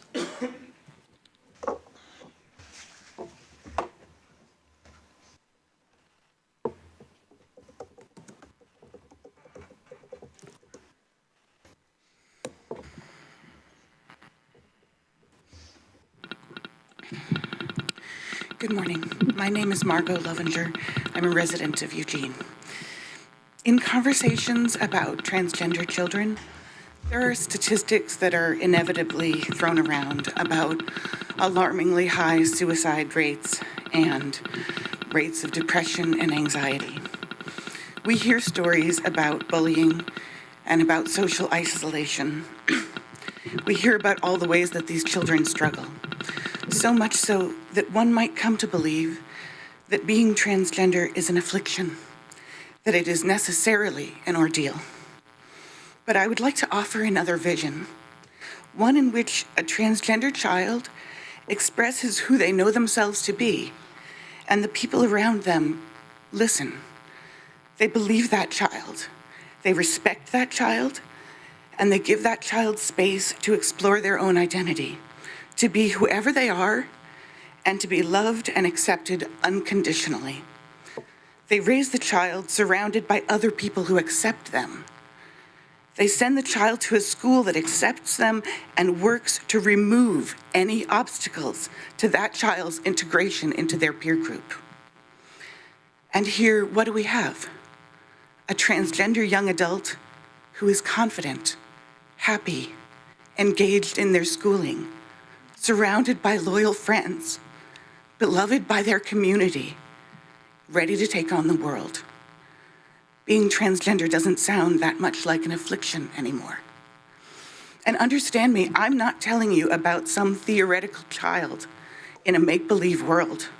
I'm talking about real kids that I know who grew up in this town. And I'm proud to say that this town has been an amazing, safe place for a lot of trans kids to grow up. Not for every one of them, but for a lot of them. Right now, with the executive orders that are coming from the Trump administration, no place in America feels safe anymore. So they need you to help make it feel safe again. Because when their community has their backs, when they feel respected and protected and integrated and loved, the statistics clearly show that those frighteningly high rates of depression and suicide are drastically reduced. If we get out of their way and allow them to be who they are, transgender kids can be just fine. Thank you. Thank you. Nicole Yell, followed by Nafali Renshaw.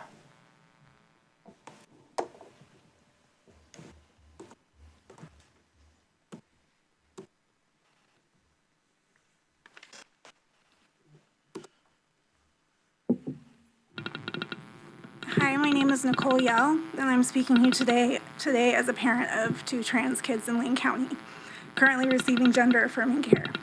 In case you're not familiar with this term, gender-affirming care is treatment for a diagnosis of gender dysphoria, which impacts many transgender and non-binary people. Gender dysphoria happens when a person's gender identity does not match their sex assigned at birth. Treatments include social, psychological, behavioral, and medical interventions. Every major medical and mental health organization, including the American Medical Association, the American Academy of Pediatrics, and the American Psychological Association, recognizes that it's medically necessary to support people in affirming their gender identity. For my kids, as it is for most people in need of gender-affirming care, being able to align their bodies and presentation with their gender identity has been life-changing. Without this care, kids like mine are more likely to struggle with suicidal ideation, suicide attempts, depression, anxiety, and other mental illnesses, as well as drug addiction and homelessness, not to mention violence and discrimination when they do not pass socially as the gender they identify with. Most importantly, just like any other form of healthcare, gender-affirming care helps transgender and non-binary people live safe and healthy lives. Accessing gender-affirming care is already difficult as it is, with multiple letters of support needed from therapists, a shortage of specialists in this area, many changes not permitted until age 18 or older, and a prerequisite that the person be socially transitioned into their gender identity long before any medical interventions. Having jumped through all the necessary hoops, now have the threat that all progress we've made with our kids and their transitions could be reversed, I fear that they will lose hope. Watching my kids struggle these past few years has been the hardest chapter in our parenting journey, and being able to access this care has been one of very few glimmers of hope and light we've seen in our kids. The risk to our community is huge if all these supports and care are banned and families like mine are left in the darkness. We need to know Lane County will fight for our rights to access gender-affirming care and for our kids to live as their true selves. Anything contrary to that is harmful to our kids and our families as a whole. Further, if we allow the government to control health care for trans and gender diverse populations, what is next? Will the government start stepping in on other healthcare decisions too? Healthcare decisions should be left between an individual and their doctors and healthcare providers. Thank you. Thank you. Nafali Renshaw, followed by Carrie Walters Warren.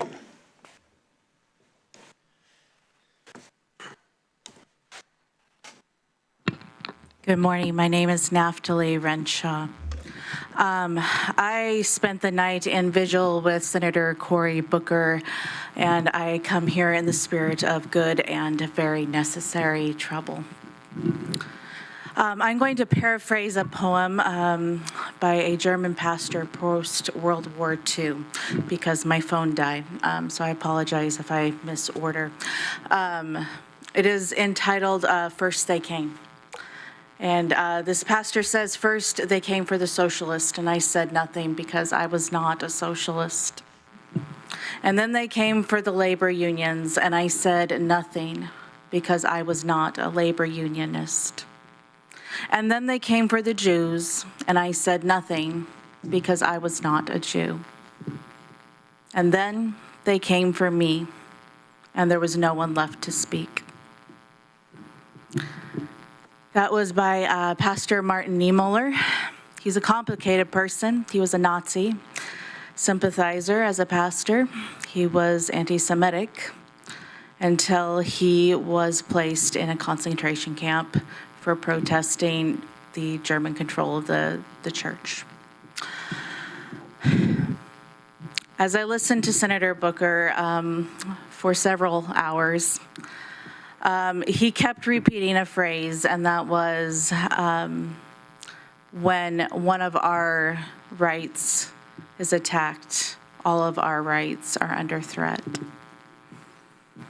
I'm here to stand with my transgender colleagues, neighbors, and friends, but I am also here to stand with my immigrant, my brown, my black, my whomever the government decides to target next, neighbors. None of us are free until all of us are free. And so I call upon the commissioners, the county government, to ensure the safety and well-being and flourishing of every member of this county, specifically those who are being targeted right now. And as a faith leader in this community, I am appalled that a member of this commission would cause our community to feel unsafe by the language they use. Thank you. Thank you. Carrie Walters Warren, and then we'll go to the online.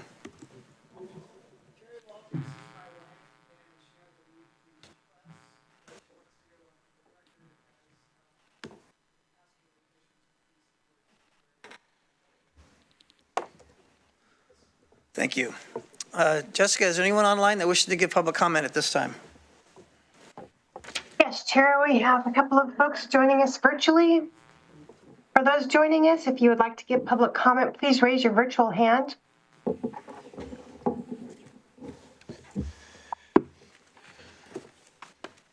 Lisa Lively Brooks will be our first speaker. Lisa, would you like to be on camera?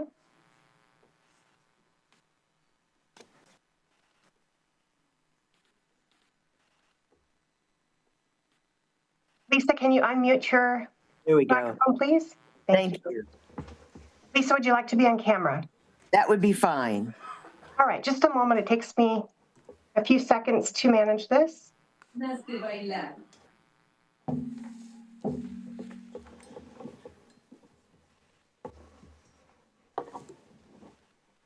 Okay, you should now appear as a panelist. If you could please unmute your sound and camera. There you go. Thank you, Lisa. We can see you and we can hear you, and you may begin your public comment. Thank you. Commissioners, My name is Lisa Lively Brooks. I live in rural Lane County. I thank you for providing opportunity for your constituents to voice their concerns. I identify as a cis woman and a progressive Christian. Today, I think of my fellow Lane County residents who are forced to look behind themselves for fear that they may be insulted, accosted, or physically assaulted because of a heightened sense of xenophobia that is rising in our country and on our local streets. This is no way to live. This is no way to have a thriving community. This is unacceptable. We cannot know the realities of some of our neighbors. Perhaps we will never know or understand the choices they have to make. But rather than lashing out, we can listen, we can protect, we can be the leaders and support an ethic of kindness. As a public school teacher, I saw diversity of our neighbors walk through my classroom each day, each individual trying to find their own way. We are all vulnerable. We are all lovable. Our neighbors, immigrants, seeking safety from war, violence, persecution, are present in Lane County, bringing their cultural gifts and their willingness to work. Let's welcome them, protect them, and be a beacon of hope. Please publicly restate and reach out your hand of welcome. Our neighbors, a rainbow of diverse genders, our trans friends are not asking for special favors. They are asking to be welcomed and protected like all other residents. Please reaffirm your commitment to the welcome that Lane County offers to our immigrant and trans neighbors. Lead with bravery and an extravagant welcome. Thank you. Thank you for your comments. Chair, I'll return the meeting to you. I see no other hands raised. Thank you very much, and thank you all who came for a public comment. We heard what you said. Excuse me, we don't have any comments. My apologies. What is your name, please? Susie, I'm sorry, I don't see your name on the list. Did you? About fifth one down, I think. Oh, Susie Bourgeois, you're right. Thank you. You weren't here. Would you mind stepping to the podium, please? State your name, and you have 3 minutes, please. Go ahead.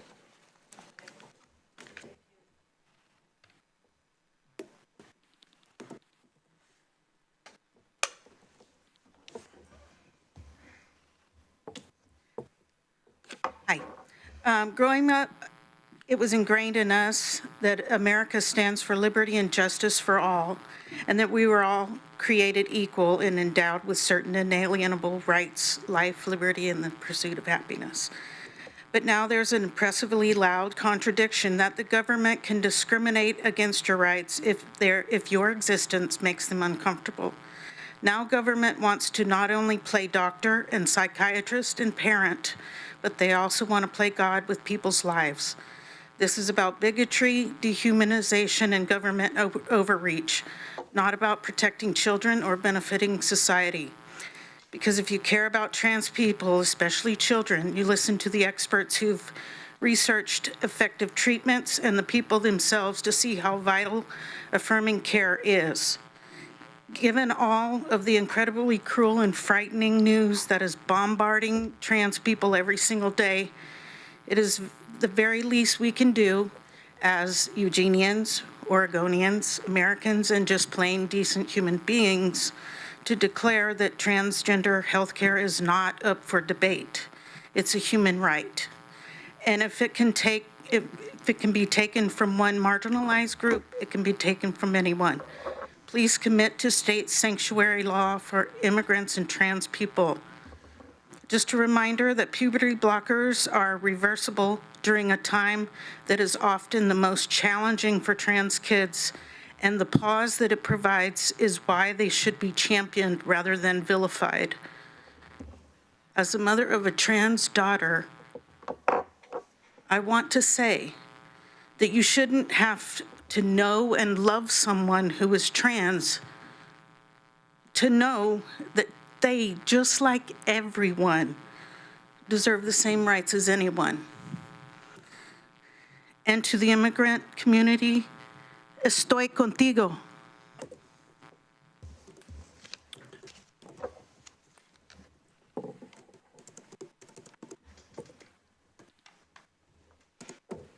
Thank you very much. That concludes our public testimony for today. We, again, thank you all for coming. Thank you for being direct and respectful. We appreciate all your comments, and we've heard them.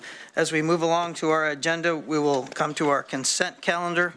Our consent calendar is all the items here listed routine by the Board of County Commissioners and will be enacted by one motion.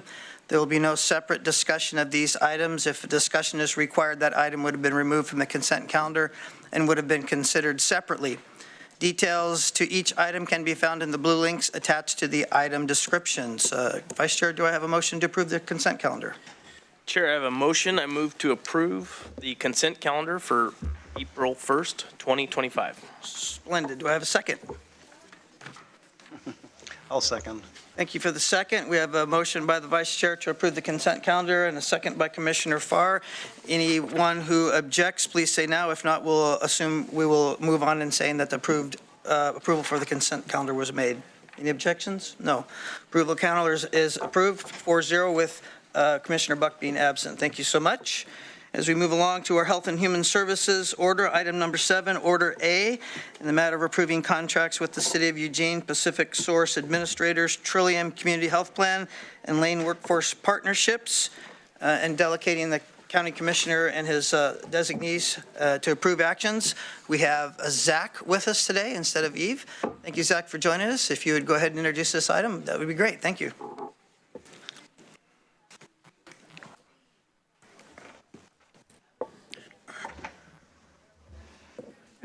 Thank you, Chair, Vice Chair, and Commissioners. We have, for your review today, 3 contracts and 1 amendment. The agreement with the City of Eugene is to continue our IGA for mobile crisis response coordination. And then we have 2 contracts, one with Pacific Source and one with Trillium on health-related social needs services to eligible health plan members. And as a reminder, what the health-related social needs, or HRSN, is it does provide housing benefits, nutrition benefits, and some outreach and engagement to members of Trillium and Pacific Source as the coordinated care organization. And then the last one is an amendment with Lane Workforce Partnership, which expands the Workforce and Innovation Opportunity Act as an amendment for the work that we currently do. Chair. Super. Commissioner Farr, please. Chair, I'll look at council on this. Typically, I do not make this declaration because typically any interaction we have with Trillium does not provide any potential for impact to my wife's salary or wages. My wife has, for the last 14 years, worked for Trillium, is the community outreach manager, continues to work for Trillium. I've been advised in the past that while I may have a potential conflict of interest, there is no actual conflict of interest. So I have been advised on an ongoing basis to continue with deliberation and action. And I think, Commissioner, you've now put it on the record, so you're in compliance with ethics law for disclosing a potential conflict of interest. Thank you. Thank you, Commissioner Farr. Is there any other information from you, Zach, on this item? Is there any questions for Zach on this item from the board? Seeing none, I'm looking for a motion. Chair, I move to approve Order 25040106 in the matter of approving contract actions with the City of Eugene, Pacific Source Administrators, Trillium Health Plan, Inc., and Lane Workforce Partnerships, and delegating authority to the county administrator, their designee, or their subdelegate to sign the approved actions. Thank you. Do I have a second? I'll second. Thank you for the second. It's been moved by Vice Chair and seconded by Commissioner Farr to move to approve Order 25040106 in the matter of approving contract actions with the City of Eugene, Pacific Source Administrators, Trillium Community Health Plan, Inc., and Lane Workforce Partnership, and delegating authority to the county administrator, their designee, or their sub-delegate to sign the approved actions. Is there any discussion to the motion? Seeing none, I'll call for the vote. All those in favor signify with an aye. Aye. Motion carries 4-0 with Commissioner Buck excused absence. Thank you very much, Zach. You've got one more item, item B, the matter of approving the contract with St. Vincent de Paul. I understand there's some bragging rights on this item, so please proceed, sir. Yeah, so with this one, so it's an expense contract or a grant that we're providing St. Vincent de Paul, and it is all-in funding from the state of Oregon to assist in the purchasing land and a facility nearby the service station. So the facility will named, and my apologies if I mispronounce the name, facility will be named the Shiley Resource Center in honor of Marianne Shiley, St. Vinny's longtime finance and contract manager. The land and facility will serve a number of purposes. Pallets from Dusk to Dawn site will be moved to the new land with a focus on sheltering people with mobility challenges. The site is closer to meals and basic needs. The Shiley Center will provide restrooms, showers, and a gathering place for residents. It will also serve as a resource hub for St. Vinny's veterans programs, workforce, Goodwill, Job Connections, LCOG, Senior and Disability Services, the Alliance, and Oregon DHS.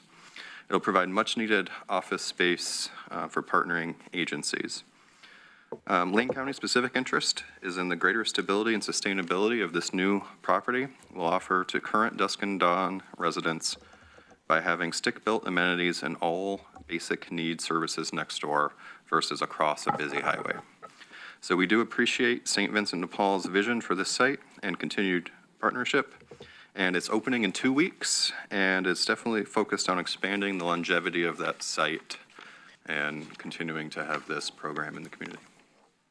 Wonderful news. Thank you, Zach. Any questions or comments for Zach from the board? Yes, Commissioner Farr. Thank you. And this is a continuation of the things that we do in cooperation with and conjunction with St. Vincent de Paul of Lane County. They do great work. We acknowledge that. And I wanted to point out, Zach, that you mentioned All in Lane County. This is a part of the All in Lane County effort, directing state appropriated funds through Lane County to the providers in Lane County.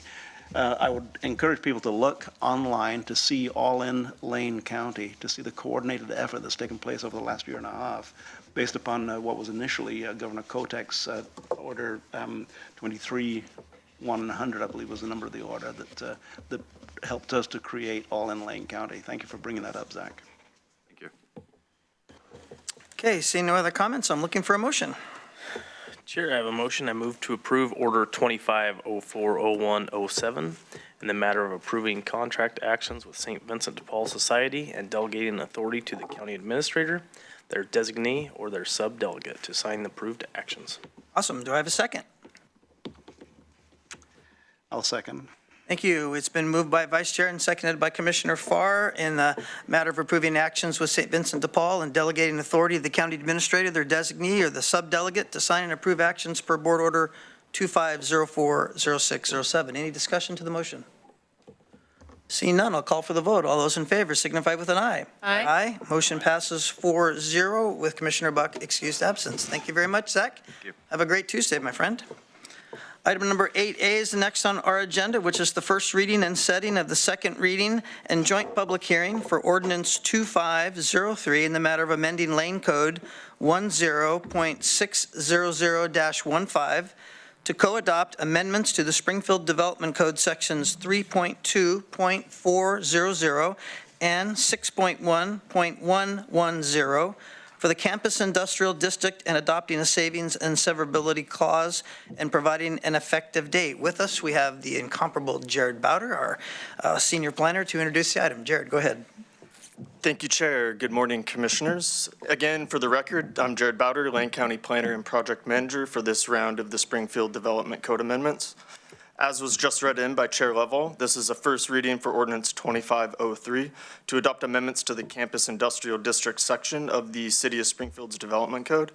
This is a property owner initiated amendment that's proposed to modify the definition of business park to clarify and expand upon the allowed uses for business parks within the Campus Industrial District, to allow for medical offices and medical clinics in business parks within that district, and to allow for offices that serve the public in business parks within the Campus Industrial District.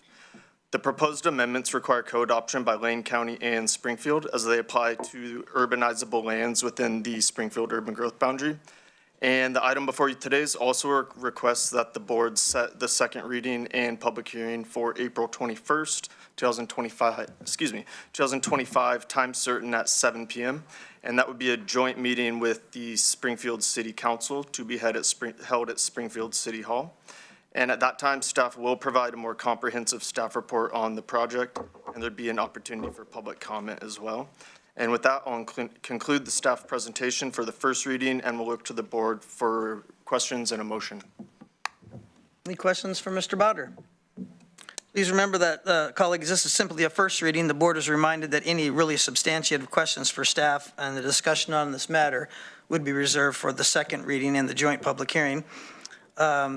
This will ensure any members of the public with an interest in this matter will have the benefit of hearing those discussions. With that said, last call for any questions or comments at this time. All right, awesome. Seeing none, I'll ask for a motion on the matter.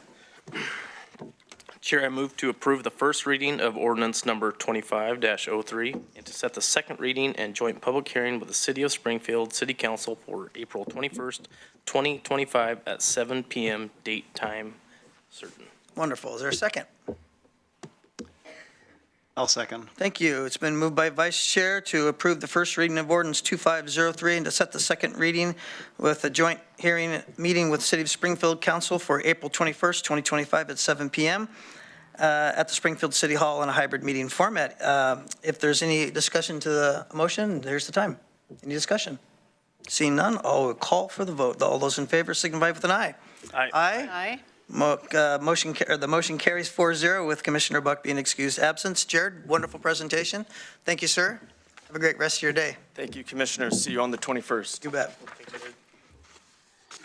All right, moving right along, we've got our ninth order of business, which is the county administration in the matter of authorizing the county administrator to sign some agreements with District 4J and some other school districts. And coming to the podium is, I believe, Samantha Roberts. Yes, our community and economic development analyst. And you introduce your staff. Go ahead. Thank you so much. I'm going to take just a moment to get our presentation set up here. Good. Our elevator music for the day is down, so we'll just hear in this awkward silence. How does that sound? I'm so sorry. I'll go as quick as I can. The worst part is over, honestly, getting the presentation set up. I have some. Yeah. Well, good morning, Mr. Chair, Commissioners, and of course, Lane County Public. My name is Samantha Roberts, and I am the Community and Economic Development Analyst for Lane County. I want to note very quickly, I'm joined today by Michael Bradley, City of Eugene Business Outreach Liaison. Did I said that correctly? Excellent. Who can answer technical questions for you related to the West Eugene Enterprise Zone. So we are here today to provide an update on the West Eugene Enterprise Zone and the state-required school support fee agreement for extended 5-year abatement programs.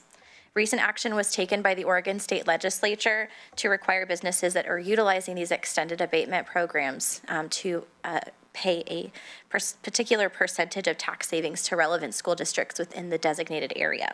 So as a co-sponsor to this particular enterprise zone, the board is being asked to consider a recommendation that's been made by both of the school districts within this zone and the City of Eugene. So before we get started, I do want to provide a brief overview, especially for those in the community who may not be familiar with enterprise zones. I will keep this brief. Enterprise zones are a tool in the toolbox of incentive programs that Oregon uses to encourage job growth, business investments and developments, diversity and competitiveness of businesses. Property taxes within the zone for businesses on qualified investments. There is a 3-year standard abatement program or an extended 5-year abatement program with different requirements based on the type of program that's being used. For extended abatement periods of 5 years, there are additional requirements, including a $25 million or more investment, wage requirements for newly created jobs, average of 80% annual average full-time equivalent employment, and then the new update that we're discussing today is a school support fee in the 4th and 5th years of the abatements that are directly paid to the school districts by businesses that are using that program. So a bit about the West Eugene Enterprise Zone. This is one of 7 enterprise zones that we have within Lane County. This particular enterprise zone is one of several that the county is a co-sponsor. It was established first in 1987. It was last redesignated in 2017 and is up for redesignation in 2027. So important to keep that in mind as we look to this particular update.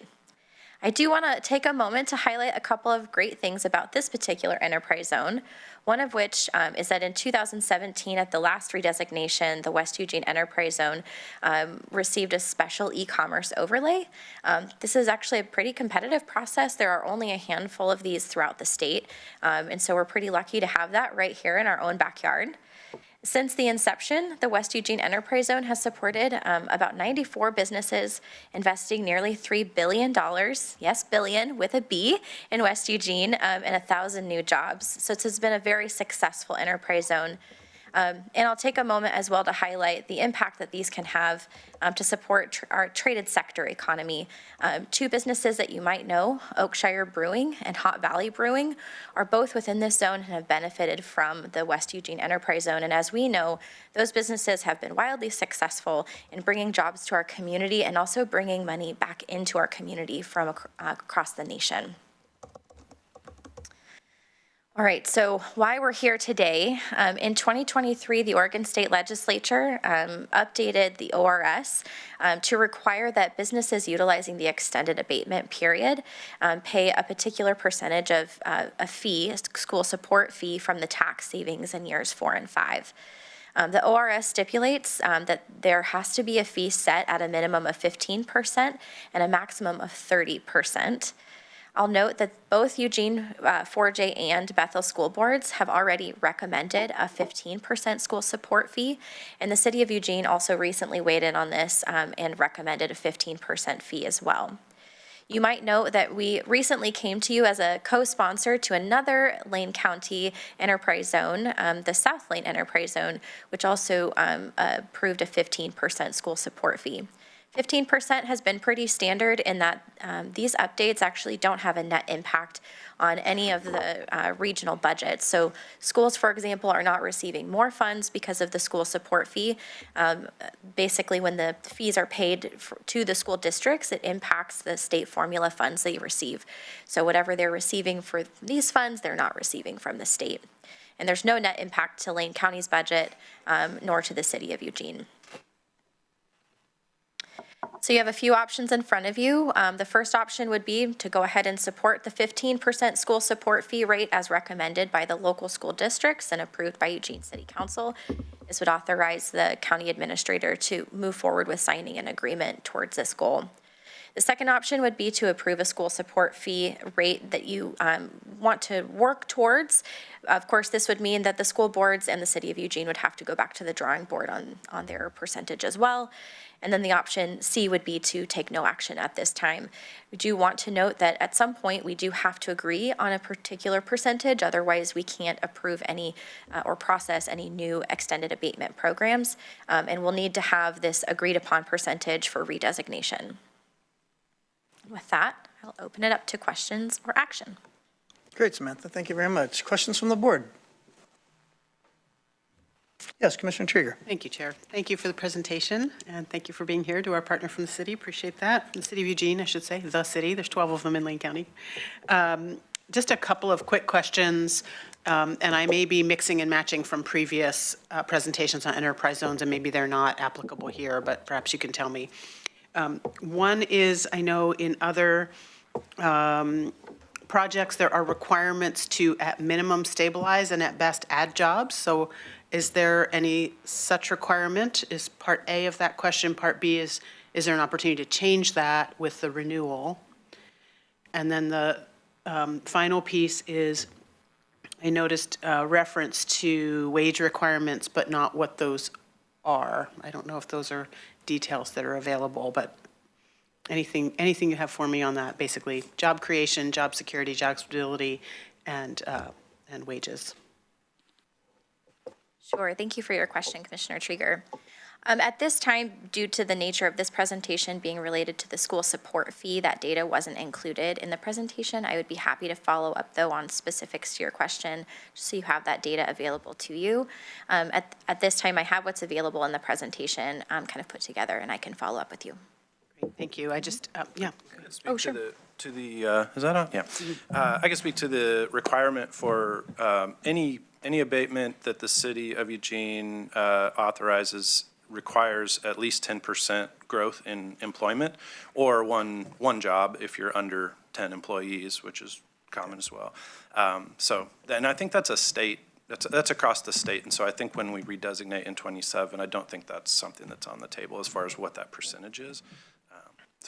That's helpful, thank you. And just broadly, I always just like to be sure when we're giving tax breaks that there's a public benefit to it beyond what's sort of on the surface. Thank you for that, appreciate it. Thank you. Commissioner Farr.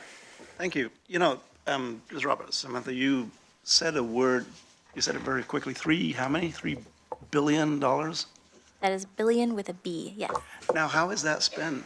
How do we see that $3 billion?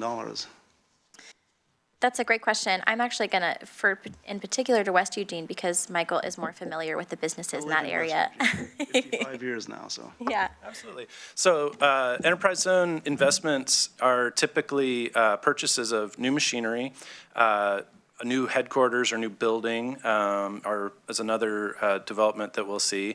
And so any sort of expansion of a business that's in the zone, all the purchases that are made along with that development count towards those investments.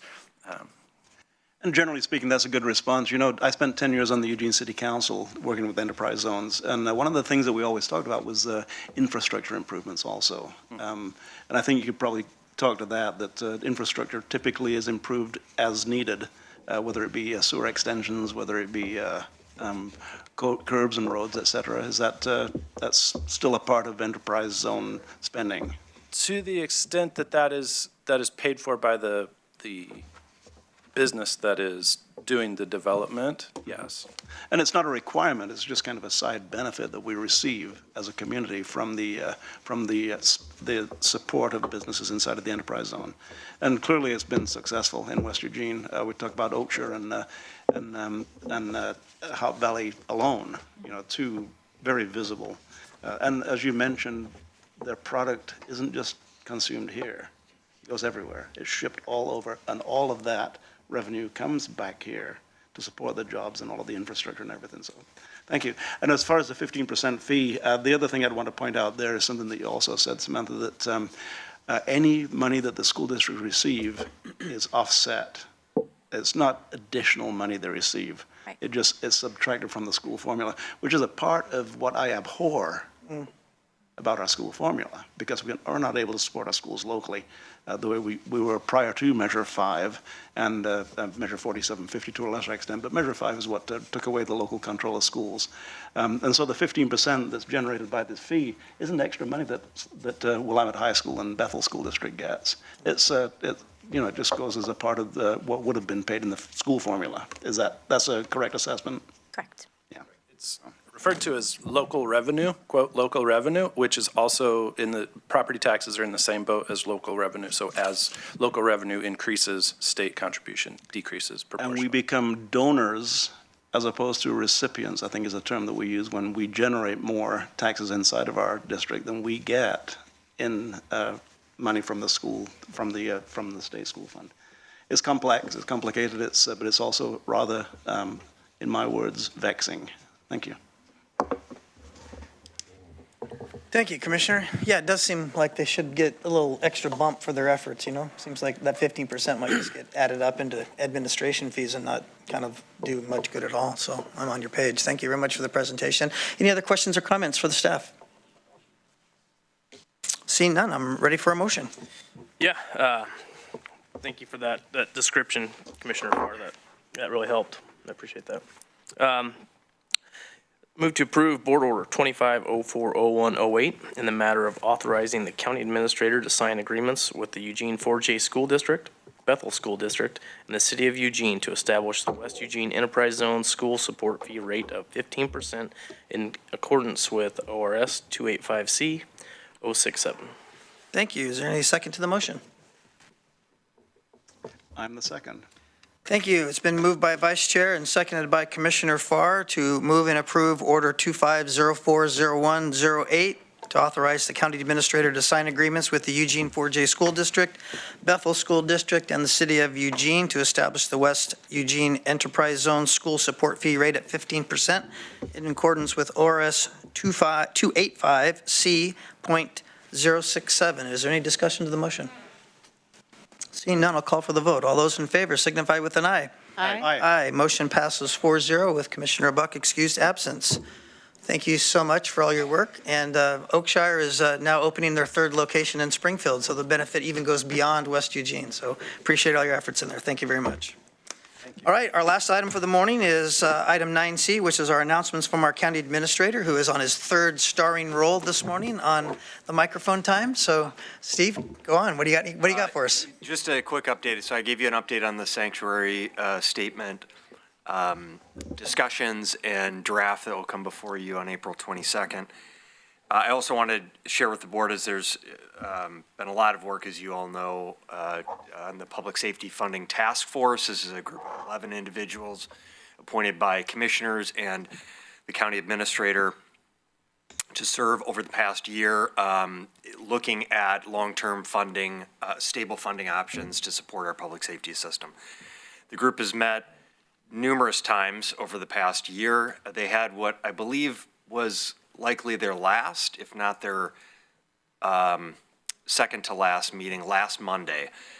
We have a draft report from the task force that is being worked on both by our facilitator and our staff, and will be circulated to the task force members once that draft is finalized.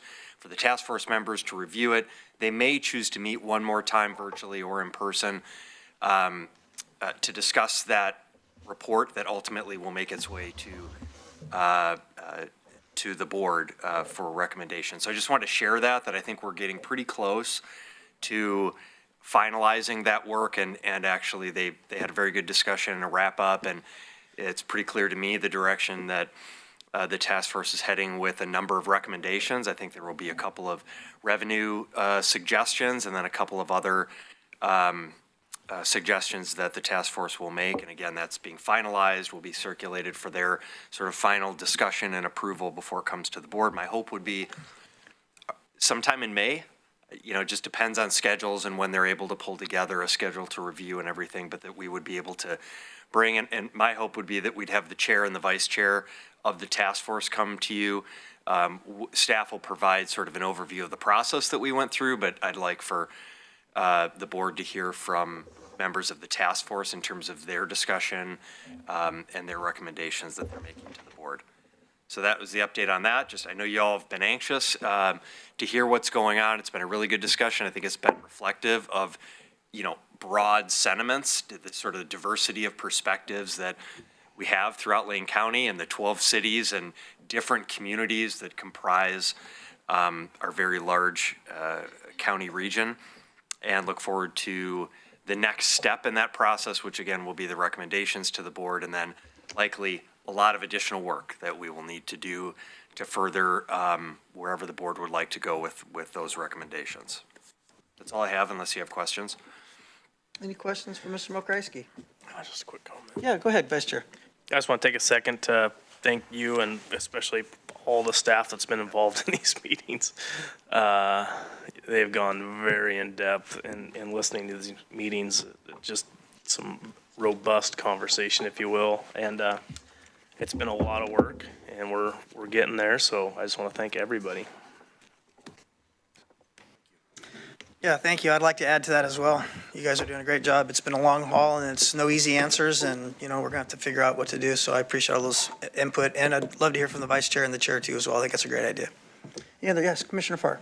Thanks. Just this, Steve. You acknowledge the anxiety that we all feel. We all have built anxiety about the report, but beyond that, what's going to happen in the next 2 or 3 years regarding the funding of our public safety in Lane County, making everybody who lives and works and drives through here and recreates here and camps here and swims here and fishes here, making everybody feel safe, that they know that in rural Lane County they're going to be protected.